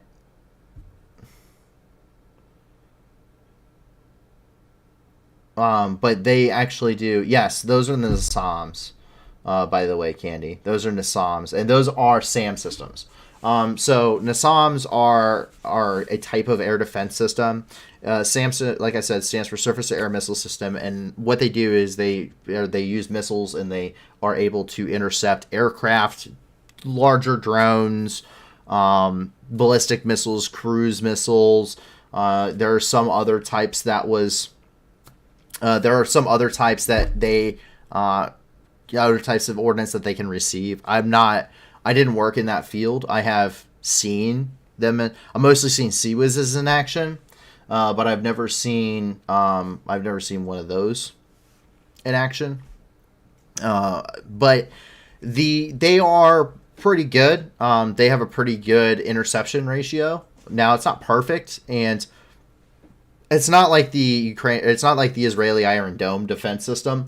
The Israeli Iron Dome defense system also is not perfect. They miss projectiles fairly frequently, actually, but it has a high enough interception rate that it provides it makes it almost impossible to successfully strike and cause major damage to Israeli territory.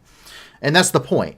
But Israel has a much, much smaller area that they have to cover, and they have a high investment into that. So it's much easier for them to cover Israel and make it almost impossible for air defense to beat their air defense system, because they don't have nearly as much area to cover. The front line for Ukraine is over 1,200 kilometers long. That's just the front line, not including the entire landmass of Ukraine, and that is extremely, extremely difficult. So one of the sins of warfare is trying to defend everything, and so Ukraine is going to have to employ these already very limited assets, and it's not just limited for Ukraine. Every country really is limited on their capabilities is really only limited for any of their air defense systems. Russia is limited, NATO is limited, everyone is limited. The IRIS-T system, they're going to get 4 of them in total, but the IRIS-T was meant to be for Germany, and Germany is giving it up. And they're going to order some more later, but they are giving up theirs. So Candy asked, do you know if they've used any? They have. The IRIS-T, I want to say it wasn't more than 48 hours after the IRIS-T was announced as having arrived by Alexei Reznikov inside of Ukraine. The IRIS-T, we saw where spent munitions from the IRIS-T had been found, meaning that it had already been employed onto the front lines and was already doing its job. And we know that stuff's going to be employed immediately, as soon as physically possible. Just because the necessity for it now. Russia has really shifted how they are conducting this type of warfare. This is really a news, when they say on the news, on the mainstream news, this is a new phase of the war, they truly do mean it. It is a new phase of the war. So it's very important for them, because Kiev right now is going through rolling blackouts. And you have up to 40% of the electrical grid in Ukraine has been damaged or destroyed. And so it's very important to protect this infrastructure, because it doesn't just run the government stuff, but you also have to protect your civilians too. And Russia is purposely targeting civilian grid infrastructure. There is a difference between civilian infrastructure, even if it is an electrical grid, or something that you would normally think is considered by definition a military target. It is very dependent on what the primary use of it is. And that's something that the Geneva Conventions and the Protocol 1 of the Geneva Conventions, which is adopted in 1977, but the 1949 Geneva Conventions, which is the 4th one, dictates this, and the Protocol 1 dictates this as well. And that states that the primary usage of military of the infrastructure dictates whether or not it's a military target.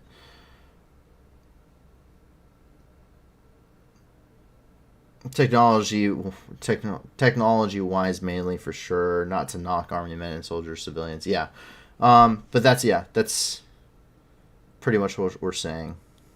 Because I'm gonna guess and say that's because Monster Greg said with World War I with drones. It is pretty much World War I with drones.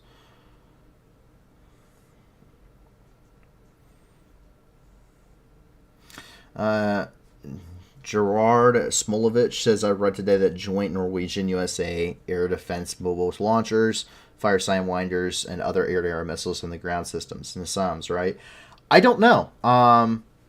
NASAMS, I just don't know. I'm sorry, but I didn't work in that field. That wasn't something that I had to deal with. I dealt with anti-tank stuff and armored vehicles and infantry. I never had to deal with air defense systems, simply because where I was at, we had a significant amount of fighter coverage, and any type of incoming fire we would be receiving would be quadcopter drones, which were fairly new at the time. for ISIS to employ against us, and then it was also going to be small mortar rounds, Katyusha rockets, stuff that this type of equipment wouldn't be intercepting. And for any kind of Russian or Assad regime jets that would have been causing us any trouble, which was very rare that they would. But we had fighter interceptions for that purpose. We had F-16s and F-18s and stuff always on, and F-22s and F-35s too at the time. But we had pretty much air superiority and multi-role fighters that were always above us at the time. So. Well, you are a crayon eater. Would an LVTP-7 be useful around Kherson on lots of water and beaches? No, not really. There's a lot that goes into an amphibious assault. Yes, I am a crayon eater. Blue is my favorite flavor. But so there's a lot that goes into an amphibious assault. I never trained to do an amphibious assault the entire time I was in the Marine Corps. I was in the desert the whole time. I was actually stationed in 29 Palms, California, which is the Mojave Desert, and then I rotated to the Middle East. And then I went to an even worse desert and came back. But there's a lot that does go into an amphibious landing. Part of it is, there are a lot of beaches, but you have to have the right conditions for the beachhead. You have to have the right time of year. You have to have the right tidal conditions and everything else for a successful amphibious landing. And Ukraine really only has, as far as I know, they only have one amphibious landing ship. They really don't have the ability to not just conduct an amphibious landing, which they could conduct a small scale one. But logistically speaking, it would be much more difficult for them to support a beachhead. Logistically speaking, it would put them at a risk that is unnecessary. So it doesn't make any sense for them to conduct any kind of in the equipment, even if they had really good landing equipment. It doesn't make any kind of strategic or tactical sense to do it for them. It really doesn't. Really, what's important right now is setting up right here what they're doing right now, and that's because securing the Dnipro River, to fold this back into the news where it's important, securing along the Dnipro River, along that western bank, which is this northern side actually, but pushing the Russians back across the Dnipro. What this does is the Dnipro River is extremely difficult. To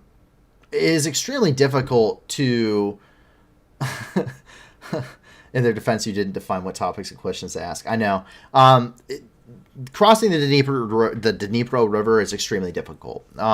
It's very fast flowing. It's also affected very heavily by tidal currents because you have the Dniprovsk Gulf and also here in the Black Sea. So it's affected by tidal waters, which is very difficult it means that these are very fluctuating river and currents and everything. It's a very fluctuating river height and current.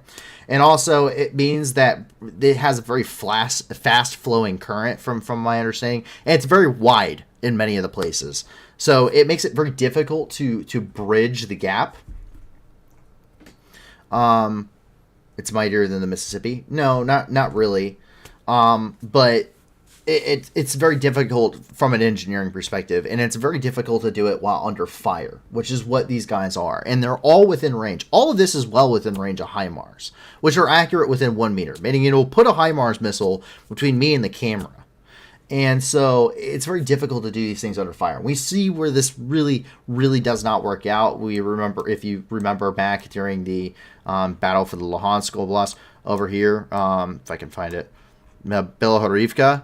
They tried crossing the Seversky Donets River at Belohorivka like 6 times in a row. They lost the equivalent of an entire battalion tactical group trying to cross the Seversky Donets River in this one spot, because this is about the only spot they could actually conduct a bridgehead.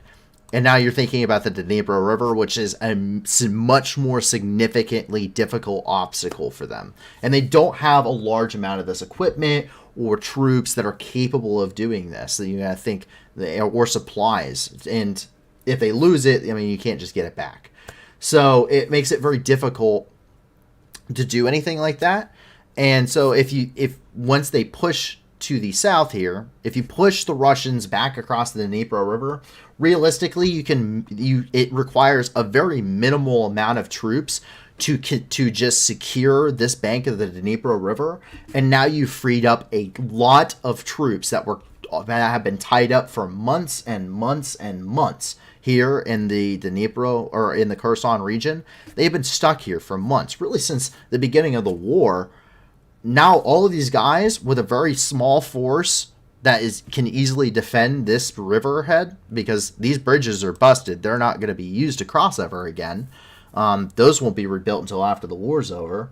So all of these thousands of troops, tens of thousands of troops that are here now, can go over to the Zaporizhzhia Oblast, or over into Donetsk, or over into Luhansk, or finish up the Kharkiv.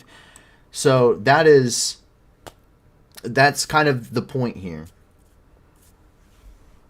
Richard W. asks, so what would Ukraine's knockout punch look like, if any? That's difficult, because that's heavily speculatory on what Ukraine's capabilities are, and that is something that everyone's been wrong about for a very long time. Ukraine is much more capable of a fighting force than anyone expected to begin with, and they have very, very, very good leadership. And they've shown significant strengths in small unit leadership and taking the initiative on the battlefield. Their knockout punch is definitely going to be finishing up to Crimea. I think really if I was in charge, which is a very big stretch. Keep in mind, I was a corporal in the Marine Corps, so I don't have any strategic knowledge. I'm all tactical, small unit leadership stuff, right? So this is way out of my league. But if I was in charge, I would finish up the Kherson Oblast, which is what it seems like they're doing, and then I would close the door. Meaning that I would put as much pressure as physically possible, and I would roll the flank of the Russians. Because if I am able to secure my border here in the Luhansk Oblast and the Donetsk Oblast and all of these regions, right, and I am basically pushing the Russians back all the way down into Crimea, you cut off their supply routes coming from Russia if you secure here. And that leaves only one major supply route, or MSR, which is across the Kerch Strait, which is already damaged, right? And once you get into this part of Ukraine, the terrain features here, it's very flat, it's very open, and it makes it very, very difficult to defend against. And you really don't have any good defensible positions until you get into the high ground here, as you actually start getting into the Crimean Peninsula. So it's very difficult fighting for either side, but it makes it very difficult for Russia to defend against, which is why you're probably going to see them try and use these terrain features to maximize choke points, like over here along the E105, or maximize choke points, over here across this very narrow part of the peninsula. But that's really seems to be the knockout. I think that's going to be the knockout blow, is rolling the Russian flank and then just basically pressing them further into Crimea. And then ultimately what you could do is you could finally finish off the bridge. It would take a lot of resources to do it, but if you take out the bridge, you have completely cut off the entirety of the Russian army if you roll their flank. And now do you have that choke point? You just have that one choke point. And one of the Sun Tzu's Art of War, one of the most important things that he emphasizes on in the book, in his writing, is that you don't completely surround an enemy, because that means that they will fight harder. You give them a way to escape. The easiest way to destroy an enemy is not to kill them, but to break their will to fight. So that is really what I would, if I was in charge. Once again, huge stretch, not formally trained in any way for this level of work, or this kind of thought process, but that is what I would do. And I think that's probably what Ukraine's going for, because that's definitely what I've seen. so far, and that's really what it seems to be hinted at, just because you see them rolling the flank in the Kharkiv Oblast, you see them retaking the Dnipro River, and it really is setting those conditions, those battlefield conditions, to allow such effects on the battlefield, and really allow for freeing up of troop movements and reconcentrating their forces where they need to go to achieve these kinds of things. What would Julius Caesar do? Julius Caesar would be stabbed in the back several times by the people that he was trying to lead, because he's a dictator and no one liked him, including his own friend, Eti Brutai. Anyway, so the Russians, as they're withdrawing here, we cross over here. This is the Inhulets River, and we see them. They have so this bridge was already cratered by HIMARS, if you may remember. They have collapsed it entirely. Rooster Sideburn says with modern weapons. He would still get stabbed in the back by his best friend, and he would get massacred by the Senate. It wouldn't change, modern weapons or not. Knives are still an effective weapon. A ranger in Afghanistan killed someone with a sharpened MRE spoon. He killed an insurgent with a sharpened MRE spoon. A knife will do fine. Anyway, the bridge collapsed here. So the bridge has been collapsed. It's been completely destroyed by the Russian forces. This is to slow Ukrainian advancement. We're seeing this with several bridges across the Inhulets River, as well as in other places too, throughout the Kherson region. So we do have some photos of this.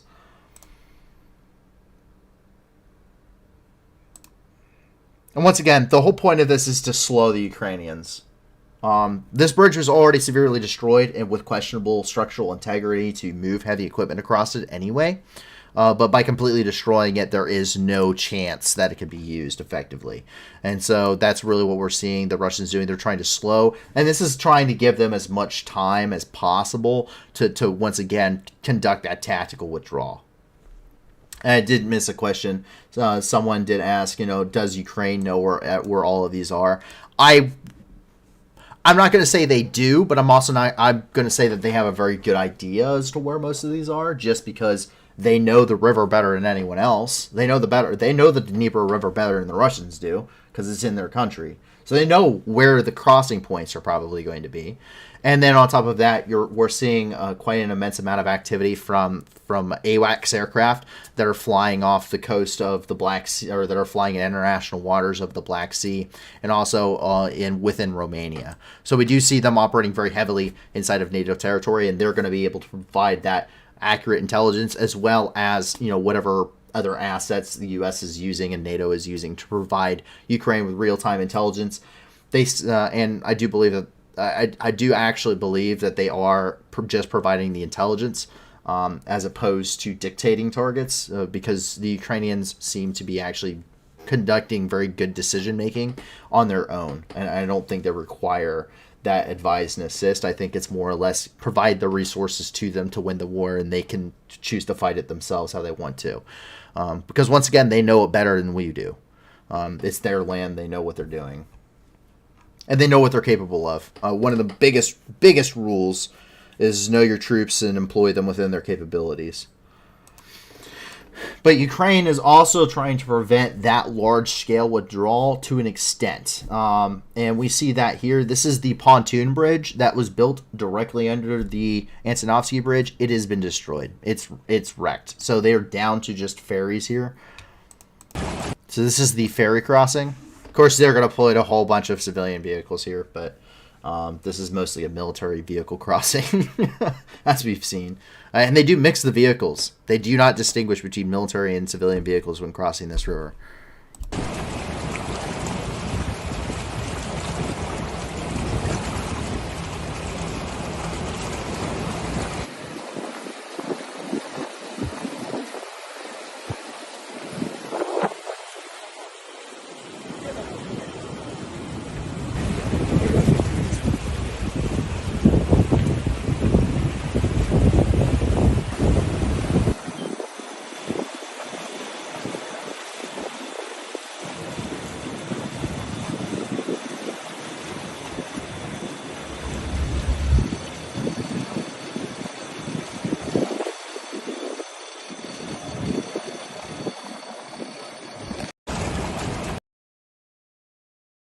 And while he focused on the bridge there, we can get a better look here, I think. So these are the guys as they're leaving across the Antonovsky River. But you can see there at the end, or sorry, as they're leaving across the Dnieper River. You can see, so he focuses in here. But if you take a look at the wider picture, if it's going to let me do that.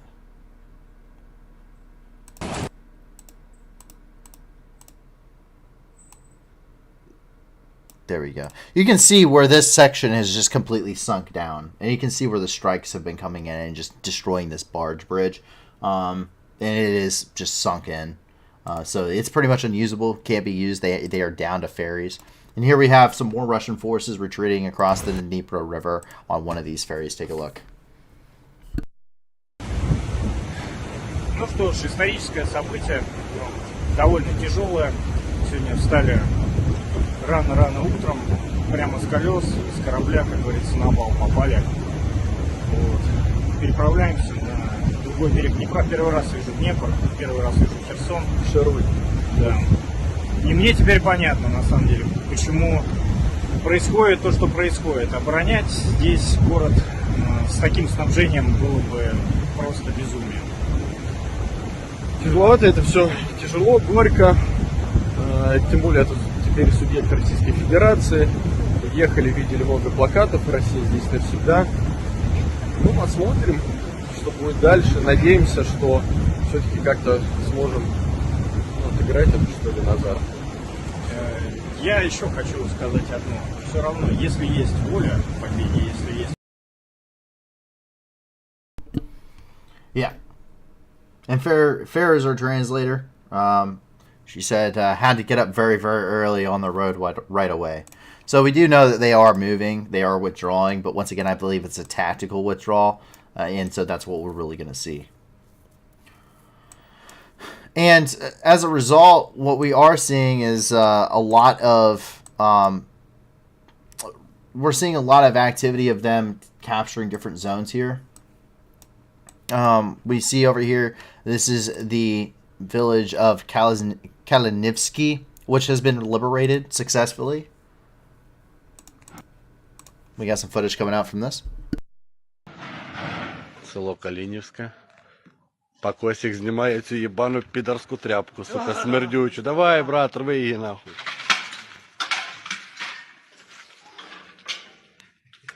Давай.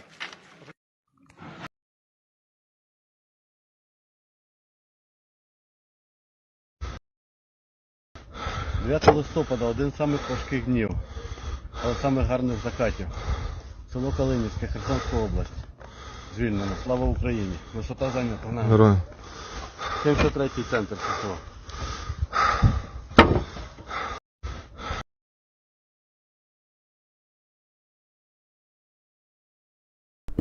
We can see a captured Russian tank here. I'm very curious as to what kind of tank it is. I think that might be a T-62. It's very likely. We do know that T-62s are operating very heavily within the Kherson Oblast to replace their numbers. Also, this thing has a javelin cage. By the way, for those who don't know, the cope cage, as many people like to call it, is also known as a javelin cage. It's meant to defeat the tandem warhead on a javelin anti-tank missile. Because the way the javelin works is it flies up to a maximum MSL, or a maximum flight height, and then it guides itself down onto a target via top attack, because the weakest part of a tank is the turret. Because everyone expects a tank to get shot from the side, the rear, the front, you know, whatever. But the top of the turret is actually the weakest part of the tank. It has the thinnest armor. Yeah, they do say it's a Russian T-62M. The thing about it is that the way that a javelin works is the tandem warhead. There's two charges in it. There is the first charge, which it detonates and it destroys any reactive armor that the tank may have. NRA, XRA, ERA, NERA, whatever. And then the main warhead, which is it is a conical shape charge. Then it detonates, and it then punches a hole through the armor and melts the armor of the tank and spews hot liquid metal on the inside of the tank. And then from there, that's pretty much how the tank gets destroyed. It lights all the ammunition on fire, and that then blows up. But the cage is meant to set off that first initial charge well above the tank. The issue is that you normally don't put reactive armor on the top of a turret, and it's never been effective. Javelin missiles usually punch through this, and they usually punch through it with momentum. They have such a high momentum that it doesn't even crush, because the way that it has a crush switch on the front of the Javelin missile. Usually these things are so thin, they're not very well made. It actually doesn't crush the front end it's actually set off the explosive charge, and so it just punches right through it. It makes a giant hole in the top of this cage, and then it detonates when it crushes against the tank armor, and then detonates anyway. So it just doesn't work. Looks like he was cut and pasted there. No, he's not cut and pasted. One of the ways you can tell if he was cut and pasted is look at the lighting. So you can see the lighting that it has. You can see where it's casting a shadow, and you can see where the lighting is also bouncing off of the tank armor. So we do know that he's not cut and pasted there. It's an actual photo, because it has the same directional lighting.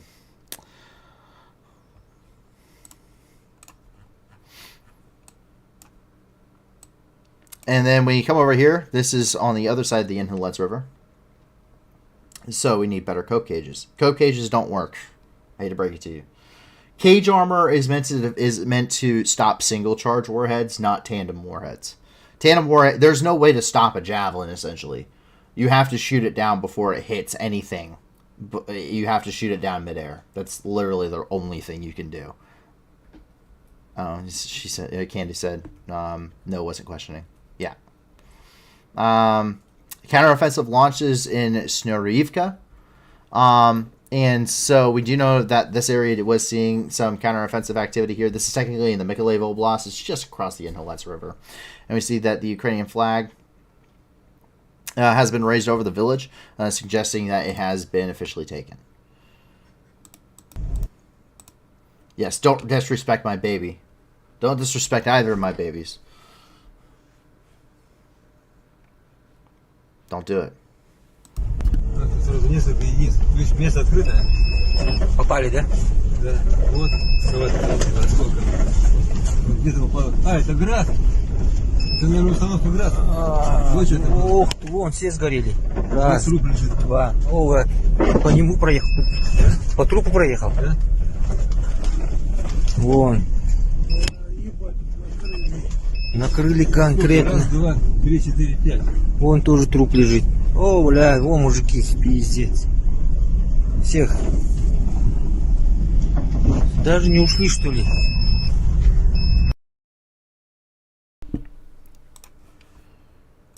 And so that's them rolling into town. We do have this photo. This is over one of the towers there in town. We can see the Ukrainian flag there at the top.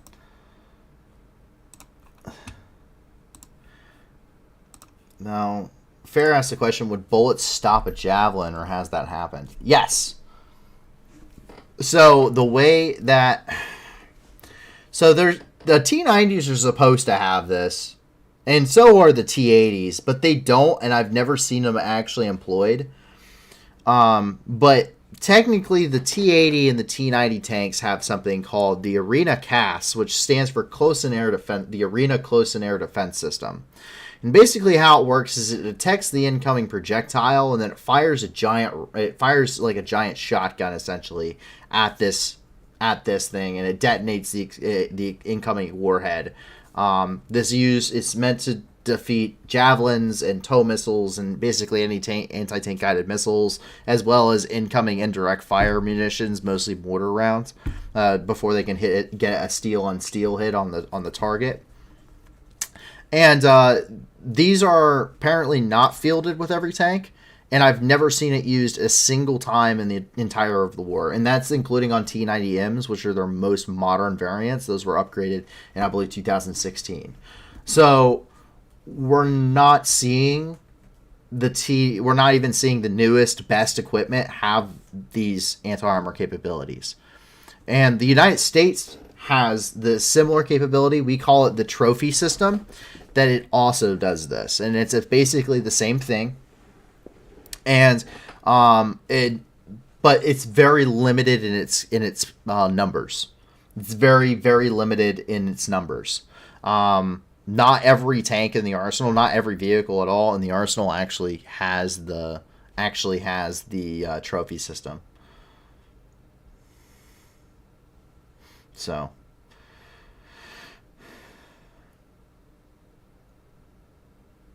Riley said, "Can I have a snake if I name it Javelin?"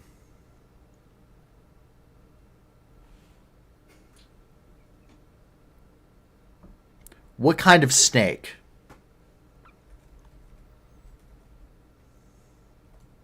I know trophy system. I play COD.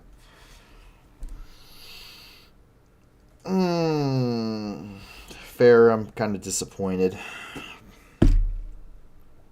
A hognose. Are they poisonous?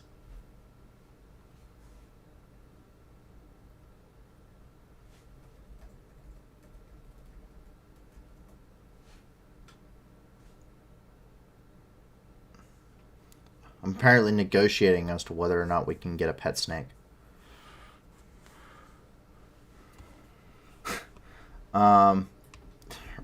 Emerged. So the trophy system, and no, it's not arena gas. Arena CAS, like close air support. Eastern hognose snakes are not dangerous to people or pets. They do, however, produce a milk venom that is produced for subduing prey. However, bites from eastern hog-nosed snakes are extremely rare. Full day full of disappointments. Yes, I guess if you get a snake, you can. If I let you get a snake, if you name it Javelin. I'm a slew snake. For those that don't know, I'm not a huge fan of snakes. I play COD, therefore I am a master strategist. Yes, I know, right? and I used to play Battlefield. What does that make me? Battlefield 4, not any of the weird ones. Like just Battlefield, just modern stuff. I play Arma now, but Ukrainian troops also entered Pravdin, which appears to have been officially declared liberated too.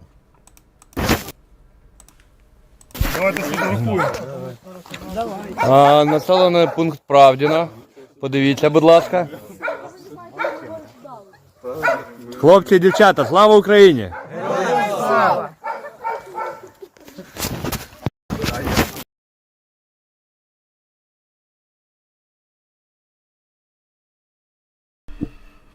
Gerard Smolovich asked, curious, why wouldn't all our high-end tanks be equipped with a trophy system? Wouldn't that make sense not to lose multi-million-dollar equipment to a mortar round, etc.?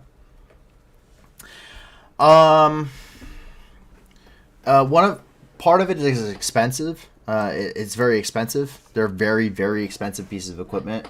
And their munitions and their capabilities make it very, very expensive to maintain. Because you have to maintain these things. Like, equipment only works if it's maintained. Another thing is that mortar rounds, generally speaking, are not the most dangerous thing on the battlefield for a tank. It takes a pretty heavy concentration of artillery fire to really mess with a tank. And you usually, whenever you're seeing these artillery rounds just destroying Russian tanks, you have to understand that these are probably the Excalibur round, which is a 155 millimeter precision guided munition. And also Ukraine has every inch of its own country zeroed. So the FTC is having a pretty easy day zeroing in these guns. The thing is that once again, it's very expensive. Just like the tank is multi-million dollars, so is the trophy system. And so they're very limited quantities. Now, future productions of things like the Abrams X will probably have already come with a trophy system in place. And that seems to be the idea with it. And for mortar rounds to get steel on steel, I've seen it happen. For an okay amount. But it's very difficult. It's not very common. You might get one steel on steel hit during a fire for effect. And the most mortars you're encountering on the battlefield are going to be stuff that infantry battalions are carrying. Or I say infantry battalions. I mean, the Russians are usually taking towed mortar pieces, so you're going to see 120 millimeter mortars, especially against Eastern countries. But more or less, you're seeing 81 for Eastern countries, 81 millimeter mortars. For us, it's 60 millimeter mortars, 82. Sorry, for Eastern countries, it's 82 millimeter mortars. For us, you're going to see 81 millimeter mortars and 60 millimeter mortars, and those will do significant damage to, say, an infantry fighting vehicle, which has very, very thin armor. But against, say, an actual tank, which is up to the equivalent of a meter thick, it's very, very difficult to really do any significant damage to the vehicle. That's not easily replaceable. It's not easily fixed. So it's not really a necessary requirement for most threats that you're going to come up against.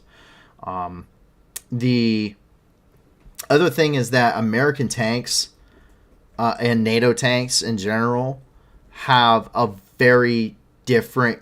They have a very different. I'm trying to think of what I can say to not get in trouble. NATO tanks and especially like the Abrams and the Leopard 2 and even some non-NATO tanks like the Merkava series have a very different type of armor composition. They're made in a very different way that makes the durability of the armor much, much, much more capable than the Russian armor and the Chinese armor on their vehicles. Not saying it's a huge margin, but it makes it, or it is a huge margin, but not to say it doesn't make it. It doesn't make a huge difference when you're talking about anti-tank guided missiles, right? Because basically there is nothing that can defeat those, but it makes a huge difference, especially in tank-and-tank combat.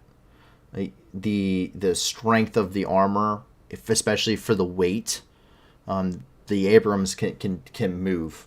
Abrams will beat like a Humvee. You think like the Humvee would smoke an Abrams? No, Abrams smokes the Humvee any day of the week. Any day of the week. They are unbelievably fast. I never thought a tank would move that fast until I was doing a live fire training exercise with them. And they booked it, and I was like, oh, they just left us in the dust. I was like, there's no way. So that's why. That's why it can be. But yes, the armor composition is very much more lightweight. It's much better for survivability for the tanks, for NATO vehicles. And that's about as much as I can say on the armor composition of a NATO vehicle, I think, to be safe, on the safe side. Bookham says, I've watched Arma 3 YouTube videos from years back, but now they seem silly. I find Arma 3 to be extremely enjoyable. Extremely enjoyable, personally. But that's just my personal take on it.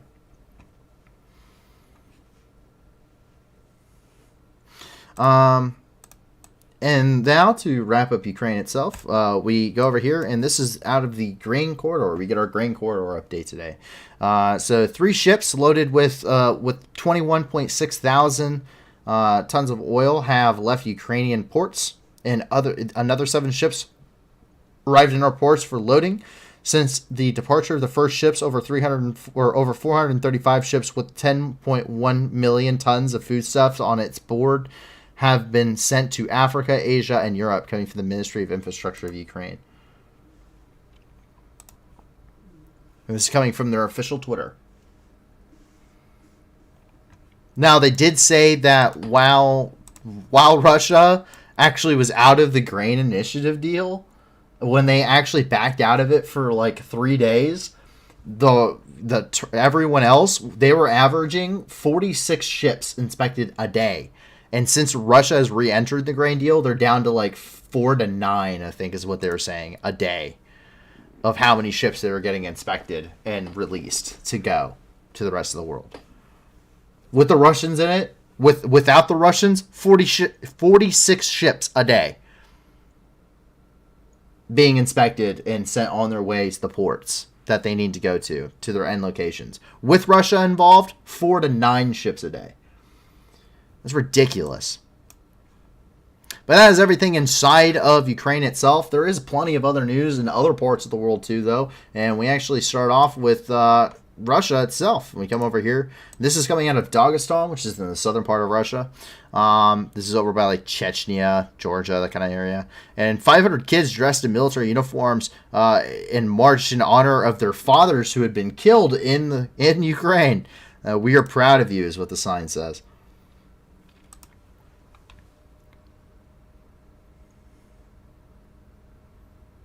$500 children.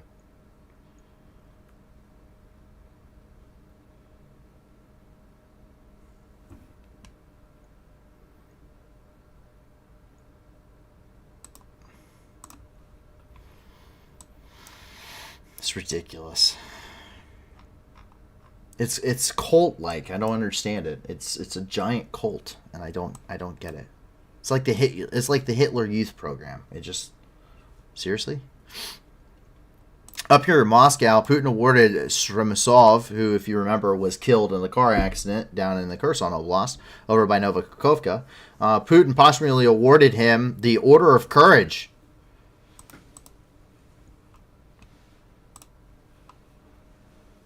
You can't make this stuff up. He died in a car.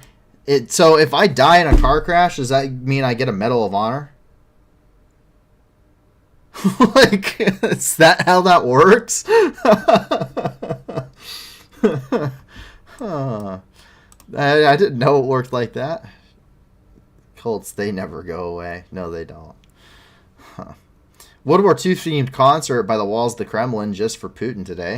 In the middle of the night, this odd reenactment concert was put on to entertain Putin, singing old Soviet war songs.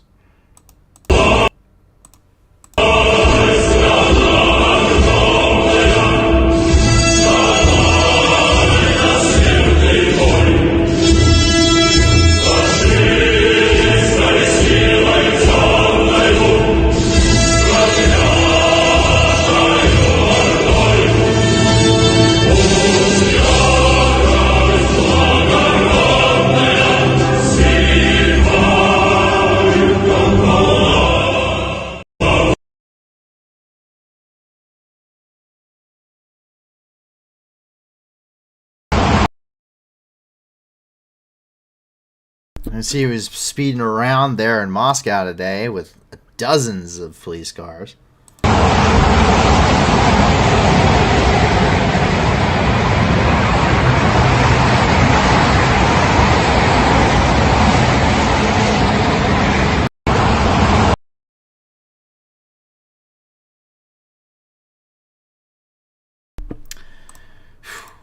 And Russian team building. So this is this should show you just how. This is Russian team building here. Unit cohesion is important, and we're definitely getting some fantastic unit cohesion results out of this. Take a look.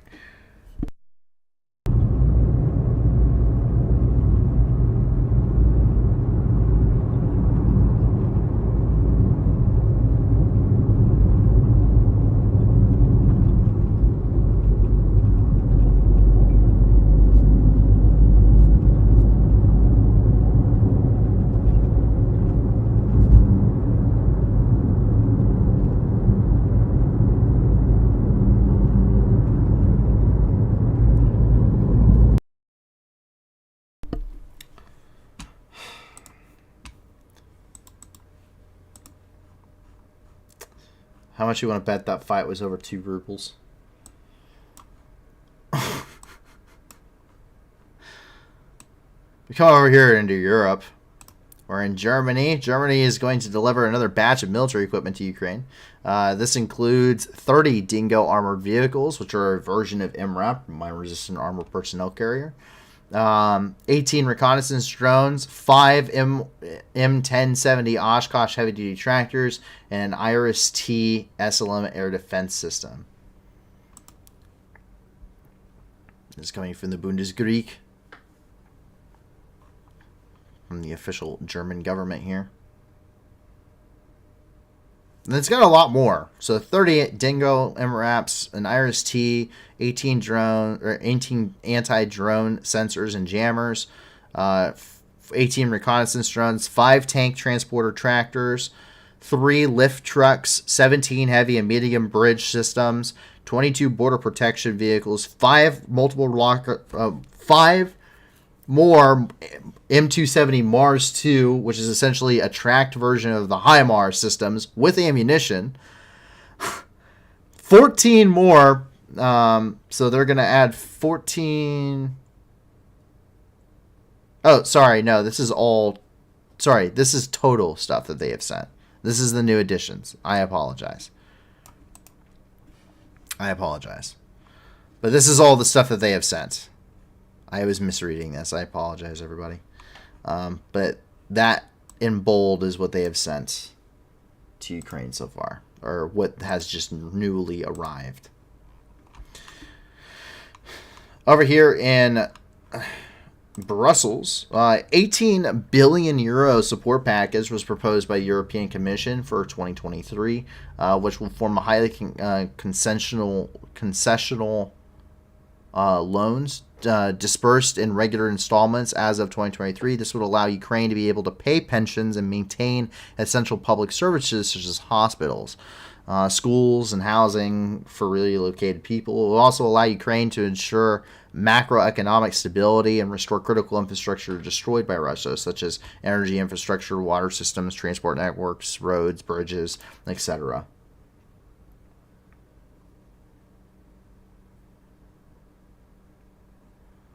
And it's coming from Ursula von der Leyen there in her official Twitter. We also can get it from the European Commission's website.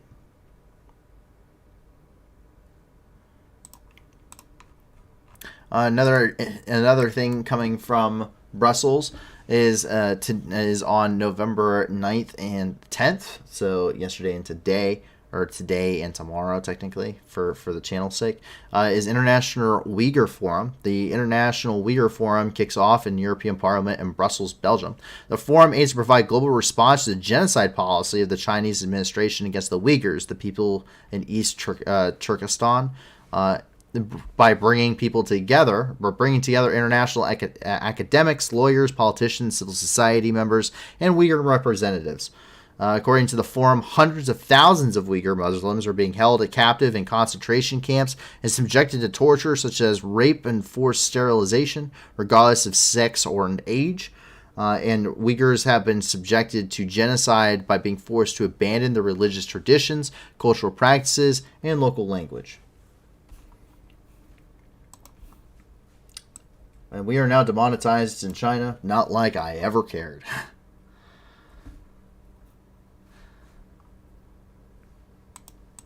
Yeah, what is happening to the Uyghurs is a genocide, by the way. Once again, similar to how what's happening in Ukraine is a genocide, what's happening to the Uyghurs on the part of the Chinese is also a genocide, by legal definition. So, and if you have any questions about what the legal definition of genocide is, the United Nations provides all of that for you. Very plain English, so that no one could tell that it wasn't such a thing. They wrote the definition of genocide in very plain English for a reason.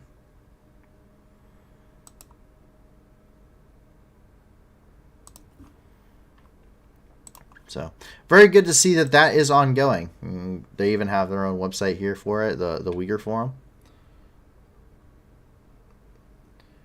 Monster Greg 11 says, China really going to invade Taiwan? It would be a really, really poor decision for them to, but they may be dumb to do it. They may be dumb enough to do it, but I do not think it's. I don't think China realizes just how badly it would go for them. I think they have an idea of how that it would be bad, but I don't think they realize how bad. Taiwan is like the most perfectly defensible place on the face of the planet. So it's just, yeah, it's dumb. There is no way that China would be able to take Taiwan. It would destroy the Chinese government. Like, there would be a revolution in their country by the end of it. It would be extremely bloody for everyone involved. But at the end, it would be the end of communist China if they invaded Taiwan. It's the end of communist China to do that. I don't think they realize that, but that's the reality. 1,000 additional surface-to-air missiles were sent to Ukraine. This is coming from Defense Secretary Ben Wallace, announced that today. The UK will soon complete the delivery of approximately 1,000 additional surface-to-air missiles. We can get that from the United Kingdom's government. I reject additional cookies. I don't know why the UK would like my information, but there you go. Official press release.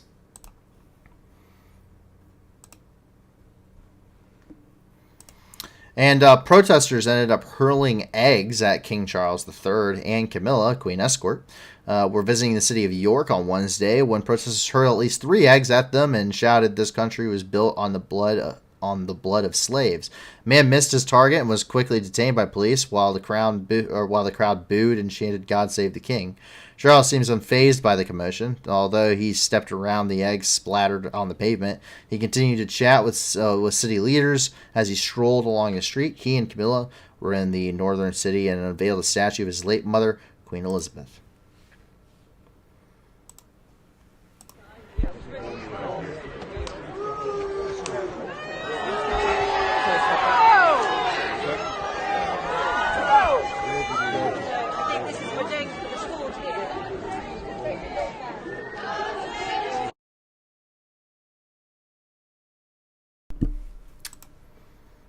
Yep, so that happened. And that allows us to roll down here and into the Middle East. And we have a couple of developments. This is coming out of Marat al-Numan in Syria. This is in between Hama and Idlib. And the rebel group HTS announced raids against Syrian positions. The HTS announced 2 raids on the positions of the Syrian army in the province of Hama and Idlib. In response to shelling of controlled territories by the Syrian army. According to Turkish proxies, more than 30 soldiers were killed and wounded, and several howitzers and other equipment were destroyed and damaged. There's about 40 different groups fighting in Syria. It is extremely difficult to keep track of all of them, but you can sum them up into a couple of different groups. And you can sum them up into the SDF, which pretty much control this entire area. Pretty much all Al-Hasaka and Deir ez-Zor government. North of this is called the Middle Euphrates River Valley, or the MERV. And they basically control this entire area. Al-Shaddadi, Deir ez-Zor, Al-Sawar, Al-Hasaka, Al-Hal. All of this area is all SDF, and all the way over by Raqqa. And then to the north, you have Turkish and you have pro-Turkish forces. So pro-Turkish forces, Turkish proxies, whatever, they are militias that align themselves with the Turkish forces. You also have Assad with the Syrian National Army and pro-Assad regime fighters, which are militias which are fighting on the side of the Syrian army. But they are not the Syrian army. They're a bunch of militias. They're militants. Same thing, like I said, with the Turkish guys. They're militants. They are not the Turkish army. They are militants. And then in Iraq, we would call them PMF, for Popular Mobilization Forces. And then you have the Russians, which back Assad, and are pretty much the only reason he's still alive. And then you also have coalition forces, which are which back the SDF, and they are Polish, American, Polish American, French, British, pretty much anyone that is located, has some kind of special operations forces or troop presence in Syria as part of Operation Inherent Resolve. And then in the middle of all of that, you have the Islamic State, who's just, well, everyone hates the Islamic State. But they don't have a caliphate anymore. Their caliphate in Syria was destroyed when Deir ez-Zor fell. That was the last city that they actually held. And then in Iraq, this happened my first tour. We pushed them from over here, over by like Haditha. We pushed them all the way back to Al-Qaim, which is right here on the border. They actually surrendered Al-Qaim within 24 hours after the Iraqis threatened to bring death squads in there. And then in Syria, we pushed them all the way down south to the Merv. And then after I left, about 6 months after I left, the SDF captured Deir ez-Zor after some pretty bitter fighting. So that was the end of the caliphate. But that's about how they are. So they are all throughout this region, but they operate very heavily up by Aleppo. But they're kind of mixed in. They get their actions up here get really drowned out by the fighting between different groups, mostly pro-Turks and pro-regime and Kurds and everyone else that's fighting in this area. It's a very hotbed of kinetic activity here. And then, but mostly you're going to hear about when they're up in this region where they do still have a lot of cells, because this is where their caliphate was. They have a lot of people around here still that are in hiding in small groups or cells. And this is where you're going to see a lot of the more active, prominent news from the Islamic State coming out of is from the northwestern part of Syria, northeastern part of Syria up here in the Merv. And over here, and there's also a ton of Iranian fighters in Syria. When I was in Syria, there was approximately 70,000 Iranian fighters, and that I remember that as well. Who do the Iranians back there? The Iranians will back anyone that fights the Americans. So Assad and the regime forces. That's who they back. They are pro-Assad. But air attacks hit a pro-Iranian convoy in Syria near the Iraqi border. It is reported that aircraft launched an airstrike on a convoy of pro-Iranian formations at Al-Bukamal Al-Qaim border crossing between Syria and Iraq. According to the update, 21 pieces of equipment, mainly fuel trucks and trucks, were destroyed. 26 people were killed, including the Iranian military. It's not known who's behind the strikes. Boom diada, boom diada, boom diada, boom diada.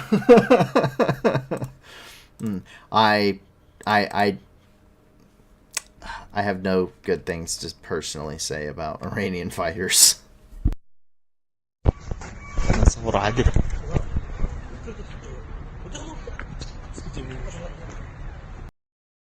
I just want to point out this really nice looking Toyota Hilux right here.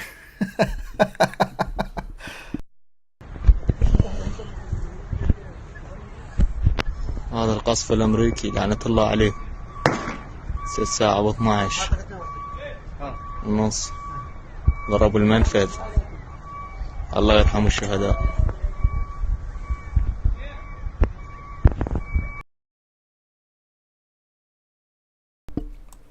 And so that's what happens when Iran wants to find out.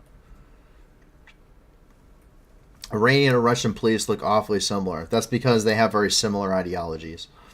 Birds of a feather flock together. If you notice who is Russia's friends, you're talking about Iran, China, North Korea. And that's pretty much who's friends with Russia. Iran beats people to death for, what is it again? Not wearing headgear properly. They have morality police. North Korea really doesn't need an introduction.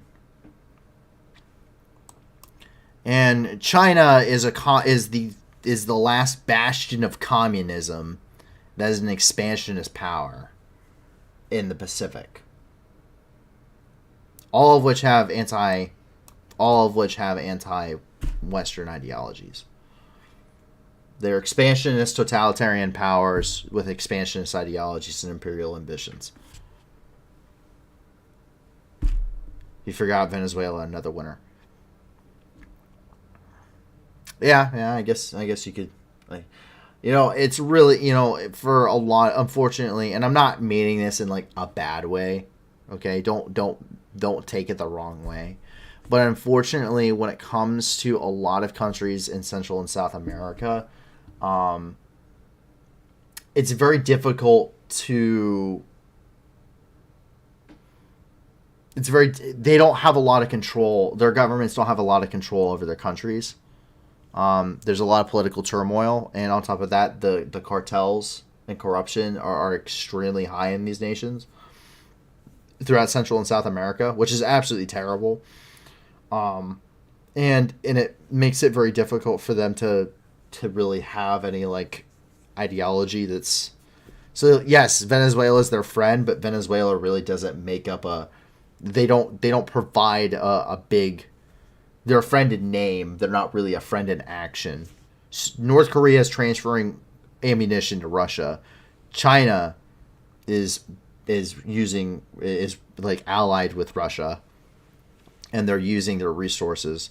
And Iran is literally supplying the drones that are bombing Ukrainian cities. And Assad is gassing his own people and letting the Russians run rampant all over his country and test all of their fancy equipment in his country, killing lots of innocent people. We did call Russia, China, Iran alliance. Well, because I play Arma 3, I call them CSAT, but that's just my personal little thing.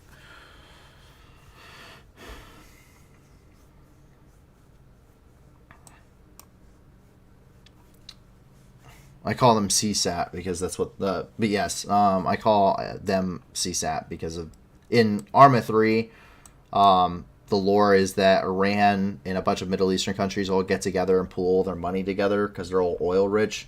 They basically create a treaty organization, and China jumps in on that, and then Russia, by the time Arma 3 comes around, Russia's debating on joining too.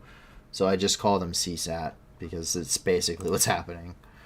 Over here, unknown persons ended up killing U.S. and Canadian citizens there in Iraq. In the Karada area of Baghdad, an employee of the International Support Organization, the U.S. citizen Stefan Edward Troll, was killed during a trip to work. Unidentified persons opened fire on the car in which he was traveling. Troll and an English teacher and arrived in Baghdad as part of a humanitarian mission to help those in need. Canadian officer Eric Cheung was not killed along with American volunteer Troll, but died the same day in another area of Baghdad from a safety accident. They are still looking for their killers.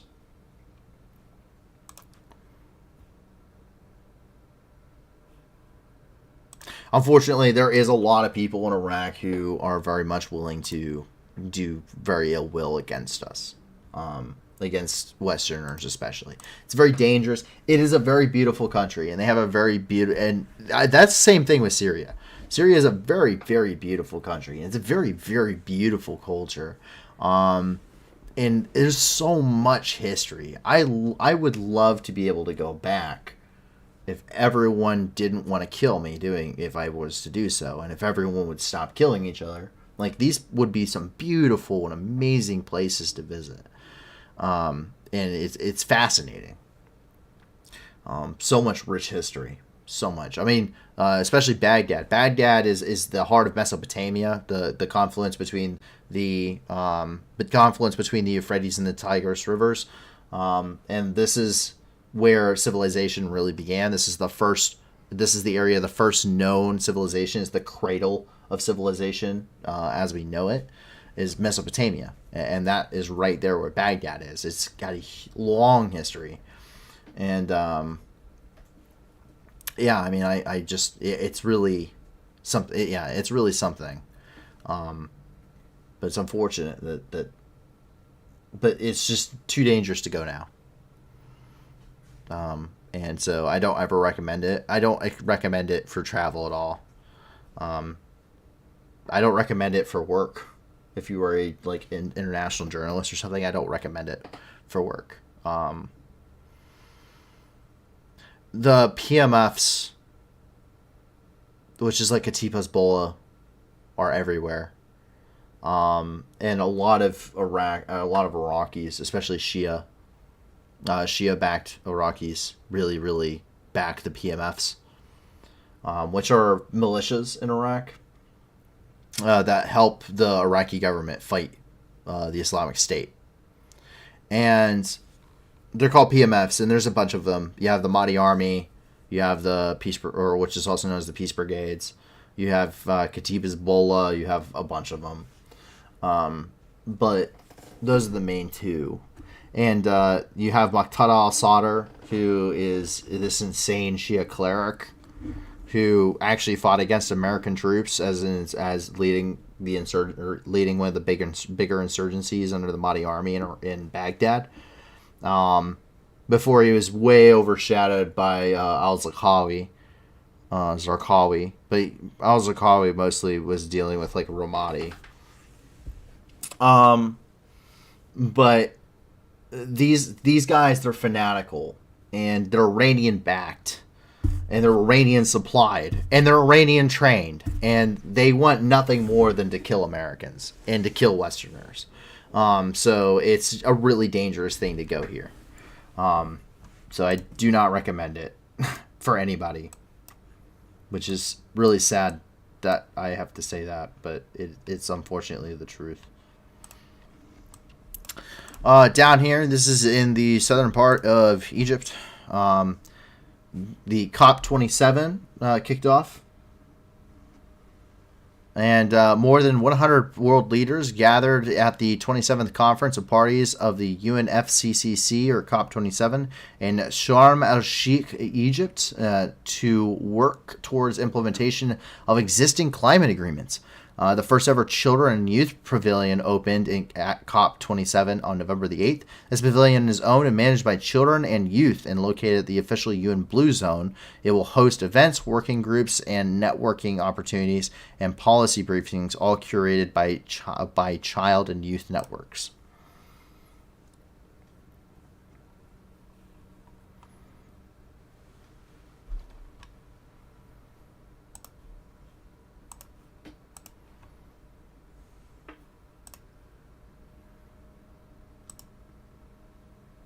And the UN is working very hard with the youth initiative right now, so which is pretty awesome to see.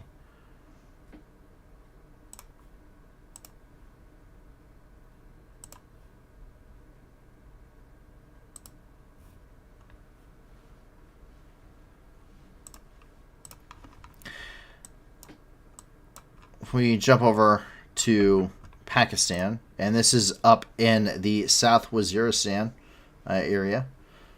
We see that 2 police officers were killed by the TTP, which is the Tehrik-e-Taliban Pakistan, which is the Pakistani Taliban, for those that don't know. Tehrik-e-Taliban Pakistan. Here in the Khyber Pakhtunkhwa province. And the incident took place in the South Waziristan, where terrorists fired at police station and ransacked it and then burned it down. It is reported that some reports of the Pakistani Taliban have also kidnapped another 15 law enforcement officers, but released them a few hours later under unclear circumstances. You see some of the bullet holes in the side of this jacked up truck here.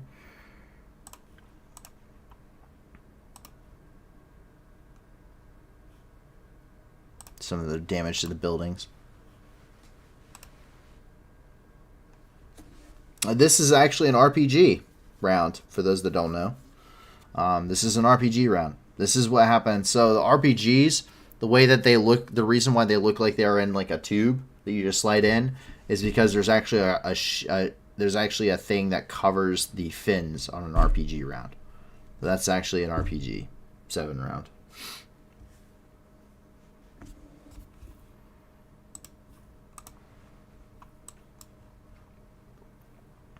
Jump over here and into China, where we have a couple of different things coming out of this region. This is the Guangzhou province, or the city of Guangzhou. And we see that new Chinese drone can carry up to 2 tons of ammunition up to 10,000 kilometers. Chinese engineers presented a promising combat UAV. It's called the Winglong 3. The premiere of the innovative aircraft took place in China before opening of the largest air show in Guangdong. The developers of the military drone claim is capable of covering a distance of 10,000 kilometers. The drone is designed to gather intelligence and participate in combat operations. It is able to take on board up to 2 tons of various ammunition.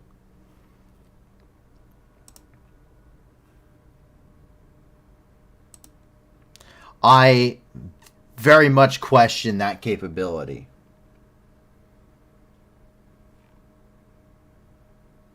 Very much question that capability. And if you notice something about this, it looks a hell of a lot like an MQ-9 Reaper drone. But that's because everything China produces is a knockoff. So, if you've ever looked at anything Chinese made, it's a knockoff of something else. This is a knockoff of the MQ-9 Reaper drone, which is American drone. They are making their own version of the Javelin missile. Their tank is called a Type 83 or a Type 85 TAC 3. That's a knockoff of a T-90, T-80, T-90. Their fighter jets, their phones, their toys, their movies. Literally, the Chinese just knock off everybody.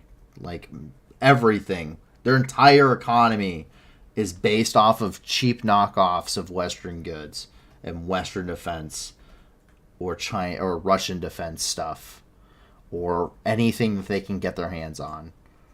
They have knockoff F-35s, but they also have knockoff Legos. It's ridiculous. They cannot design anything themselves. That's the thing. Like, they cannot design anything themselves. They are incapable of doing anything themselves. They have to steal it. I don't understand. Like, I understand, like, the defense stuff, but, like, everything. I mean, everything. Movies, toys, phones, ships, tanks, bombs, planes, drones, guns. Like, I think they even have, like, hold on, I want to see this. J-15. Norinco J-15.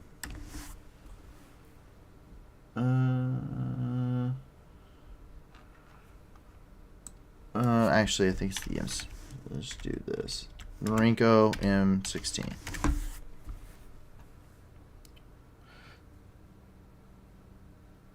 So, yeah. You know what the Chinese have? Yeah. They have their own version. So okay, here we go. See if we can find it. Find a good photo of this thing.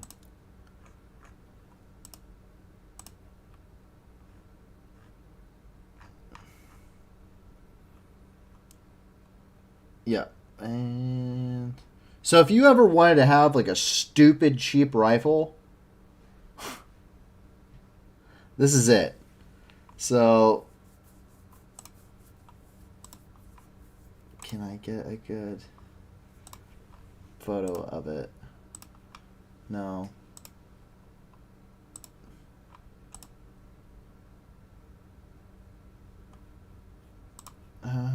Come on, give me a good photo of this thing. There it is. So this, you know what that looks like? That looks like an M16. Do you know what it's not? It's not an M16. That is a Chinese-made Norinco CQ. It's an unlicensed version of the Colt M16 that is produced by Nordienko, which is a Chinese gun manufacturing company. It's extremely cheap. I mean, just look at the grip. I mean, just look at the foregrip. Just look at it. It's not quality manufacturing. And that's saying something, because I have a Nordienko JW15, also known as a Clayco Model 4 22 rifle, which is a little bolt-action 5-round magazine rifle. But this is the CQA, and it's a cheap Chinese knockoff of the M16. It's unreliable, but it is used in limited numbers by the Chinese Army. But yeah, so everything's a knockoff. So virus lockdowns hit China's economic powerhouse in Guangzhou. The surge of COVID-19 cases has spurred lockdowns in southern Chinese manufacturing hub of Guangzhou, adding to financial pressure, which has disrupted global supply chains and sharply slowed growth of the world's second largest economy. Some of those locked managed to break out of the apartments in the city.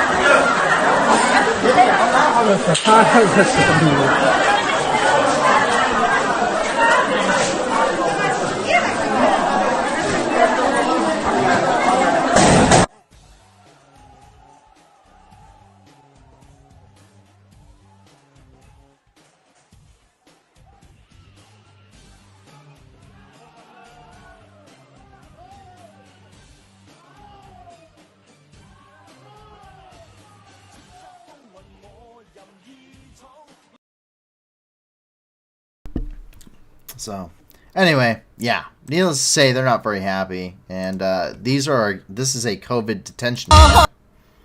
Welcome to your COVID detention camp, aka a concentration camp in China. But it's still nicer than what the Uyghurs are going through. Yeah, look at that. Fantastic.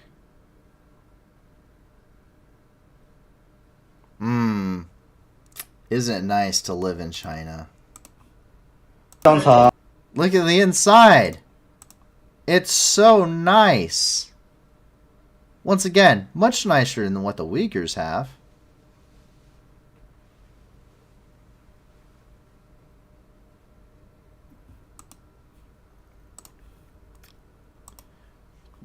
Yay! China. Anyway, we move on to, well, a little bit. I don't know if this is less depressing or more depressing. But we come over here to the gray region where WHO is calling, or the WHO, or World Health Organization, is calling for immediate humanitarian aid to the region. Eritrean forces have been reported to engage in looting, killing, destroying of croplands, burning of piled grasses in many areas throughout Tigray, even after the peace agreement has been reached. The Director General of the World Health Organization called for immediate food, medicines, and services for Ethiopia's Tigray region following the ceasefire. A second phase of the peace effort discussion is being held in Kenya, focusing specifically on the disarmament of both sides. So this is Dr. Tedros, who is the Secretary General of the Director General, of the World Health Organization. Especially after the ceasefire agreement, I was expecting that food and medicine would just flow immediately.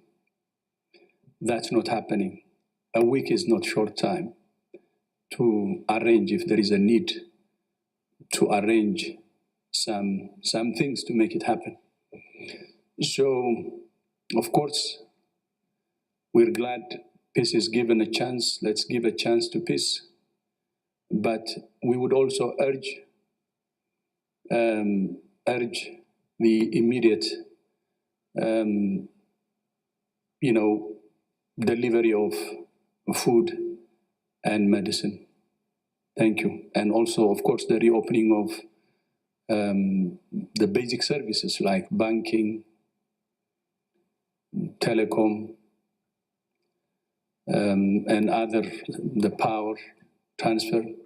And to be honest, allowing journalists like you also to go to Tigray, because everything that has happened in the last 2 years has been done in total darkness, and 6 million people have been completely separated, shut off from the rest of the world, as if they don't exist. But still, we're glad that peace is being given a chance. That is Dr. Tedros, who is the Director General of the World Health Organization on Tigray. And he is actually from Tigray. He's actually from Ethiopia. So it's a very, this issue hits very close to him. Very close to him, or very close to home for him. Over here in Nigeria, Islamic State militants ended up killing 2 police officers. This is in Magamori in Borno State. This is the ISIS West Africa reported that they attacked the positions of Nigerian police, killing 2. It's the official notice there from the Islamic State claiming responsibility for the attack. And obviously, one of the police cars there on fire.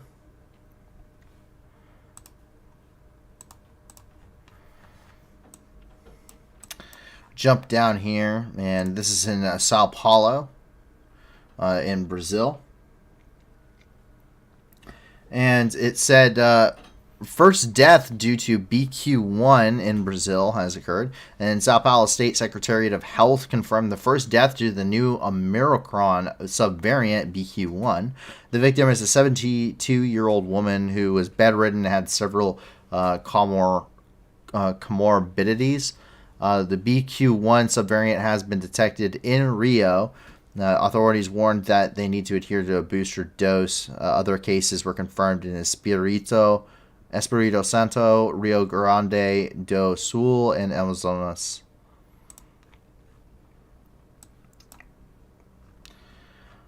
Up here in D.C., in the United States, we have a couple of different developments. First one is a $25 million winter assistance package for Ukraine. The U.S. is providing additional $25 million to support Ukraine during the winter through the U.S. Agency for International Development, or USAID. And this additional support follows the announcement for a $55 million investment in Ukraine's heating infrastructure in Kiev early October, as well as $216 million in winterization-specific humanitarian assistance. And we do get that official release from USAID here. The U.S. State Department here in Washington, D.C. is offering a $5 million worth of work to idlers. But the task of obtaining it is not easy, but it is necessary to leak information about the whereabouts of the banned Islamic State militant Abu Ali al-Tunisi, who, according to the Americans, has experience in handling explosives and chemical weapons, and that he is allegedly trying to arrange a terrorist attack somewhere.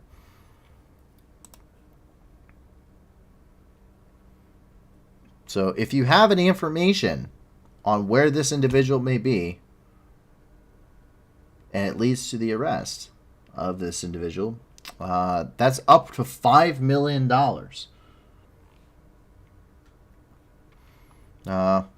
This is the official warning. It says, Abu Ali al-Tunisi is a key leader of the Islamic State in Iraq and Asham,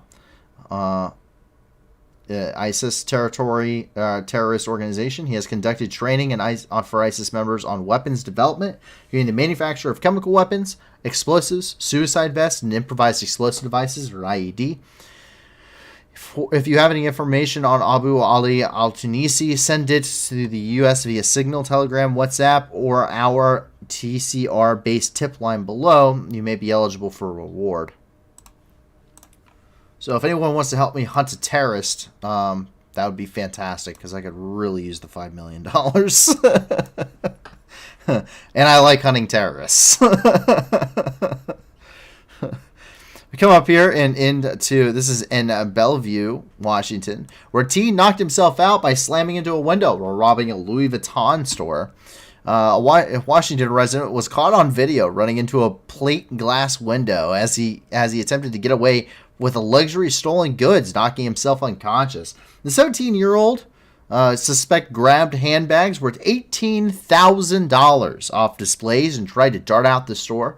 Prosecutors said the 17-year-old, whose name was not released because he is a juvenile, was part of a retail crime theft ring. More than 50 repeat offenders have been arrested in Bellevue for retail robbery and shoplifting, according to the report.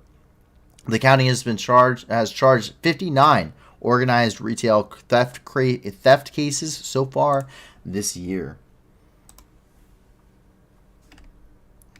All right, let's watch this kid knock himself out.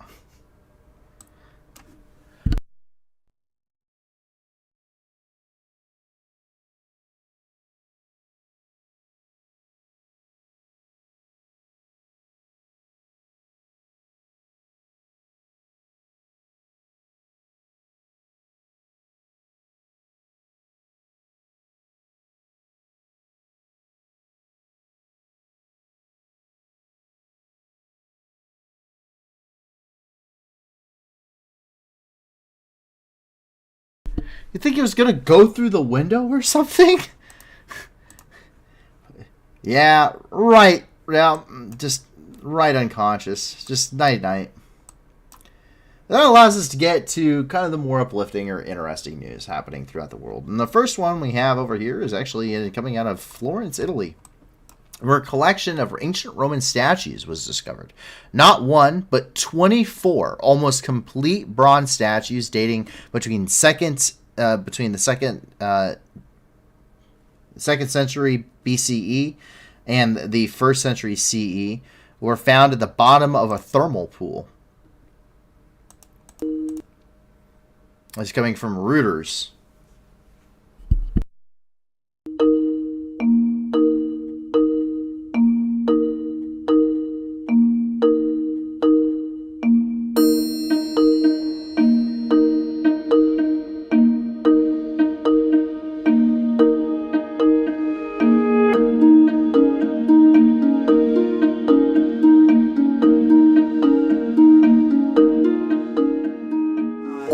Una scoperta eccezionale. Dal fondo della vasca, nel punto più basso della sua costruzione monumentale, sono riemersi 24 capolavori in toreutica, in bronzo, tra il secondo e il primo secolo a.C. Si tratta di capolavori dell'antichità che aggiungono e aprono un nuovo capitolo nella storia della toreutica e del sacro tra Etruschi e Romani.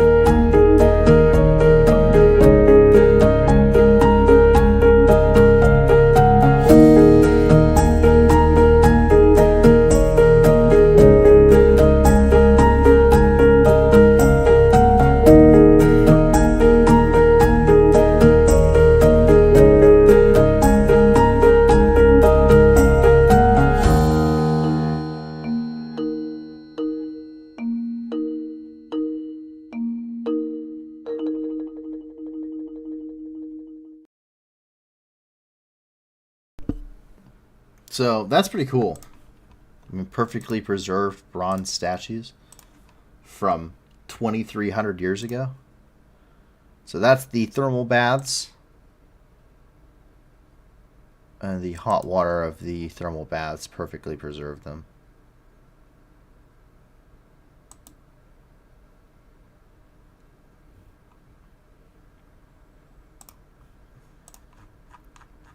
And of course, for my exciting part of the night, helmet-headed dinosaurs may have kickboxed like kangaroos. Yes, it's dinosaur news. So, long ago, a Pachycephalosaurus ran at each other and bashed their heads together, possibly to compete for mates, food, or territory. While a few paleontologists have challenged this head-butting idea over the past 2 decades, it remains a popular concept. New analysis suggests that Pachycephalosaurus may have moved more like kangaroos, using their tail as a tripod that could prop them up and as they launch powerful kicks at rivals. Paleontologists found evidence of this kickboxing behavior by analyzing a well-preserved skeleton of Pachyphosaurus, making a virtual 3D model of it, and noting that parts of the dinosaur's anatomy resembled those of a kangaroo and moved in strikingly similar ways. Research is presented on November 2nd at the Society of Vertebrate Paleontology's annual conference in Toronto, and has yet to be published in a peer-reviewed journal. So it's not official yet. That's what we're talking about. If anyone has seen Jurassic Park, you would have seen these in the second movie. The same one where the T-Rex goes storming through San Diego. That one. Or my favorite part of the movie where the trailer gets pushed off the cliff. Yes, that one. That movie. Kangaroos are really good at drowning other animals. I've heard that too. But kangaroos are interesting creatures. By the way, if you live in Australia, I am so sorry. You got stuck with everything that could possibly kill you. Australia is the most terrifying place on the planet. I understand why they put prisoners in Australia. Because you couldn't get a sane person to transplant there. There's no way. There's no way. Everything on the continent wants to kill you.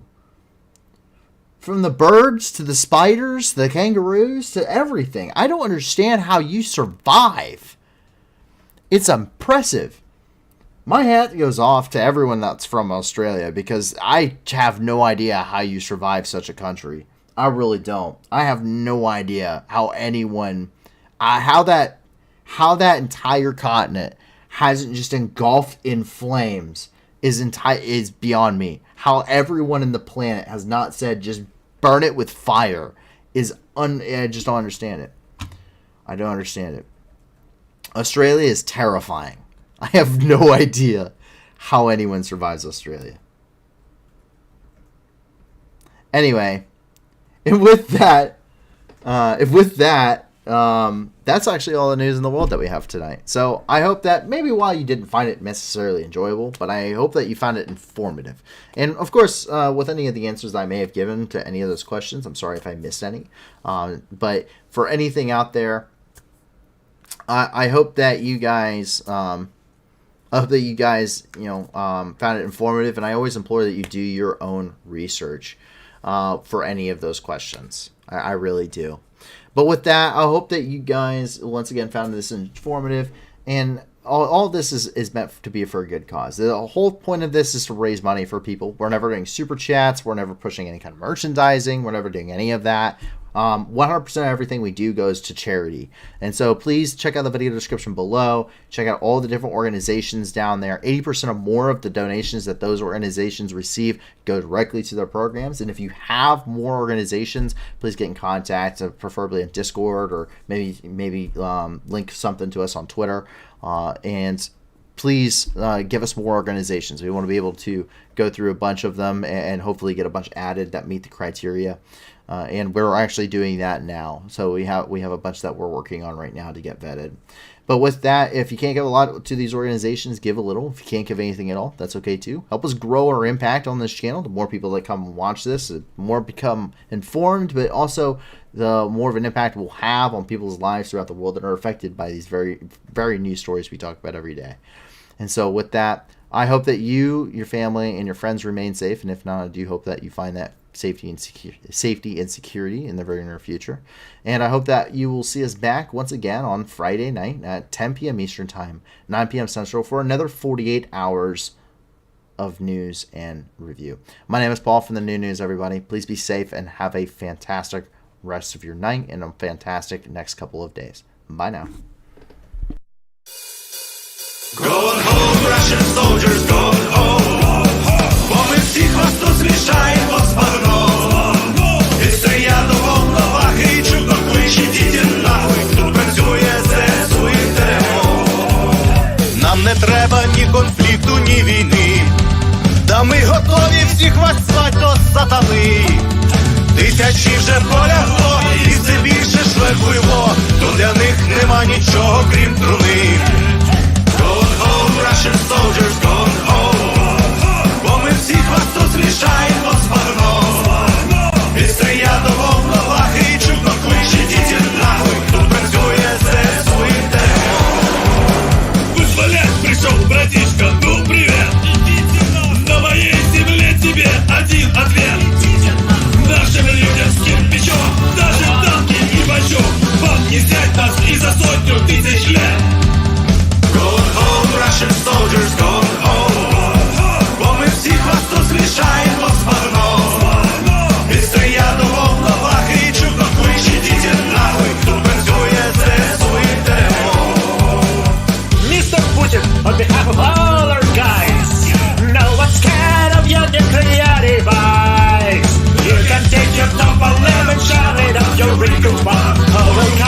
хлопів перед війська. Gone home, Russian soldiers, gone home. Бо ми всіх вас зустрічаємо з вогном. І стрія до волновахи, і чудно кличе дітям нахуй. Тут працює ЗСУ і ТРО. Gone home, Russian soldiers, gone home. Бо ми всіх вас зустрічаємо з вогном. І стрія до волновахи, чудно кличе дітям нахуй. Тут працює ЗСУ і ТРО. Russian soldiers gone home. Бо ми всіх вас зустрічаємо з вогном. І стрія до волновахи, і чудно кличе дітям нахуй. Тут працює ЗСУ і ТРО. Gone home, Russian soldiers gone home. Бо ми всіх вас зустрічаємо з вогном.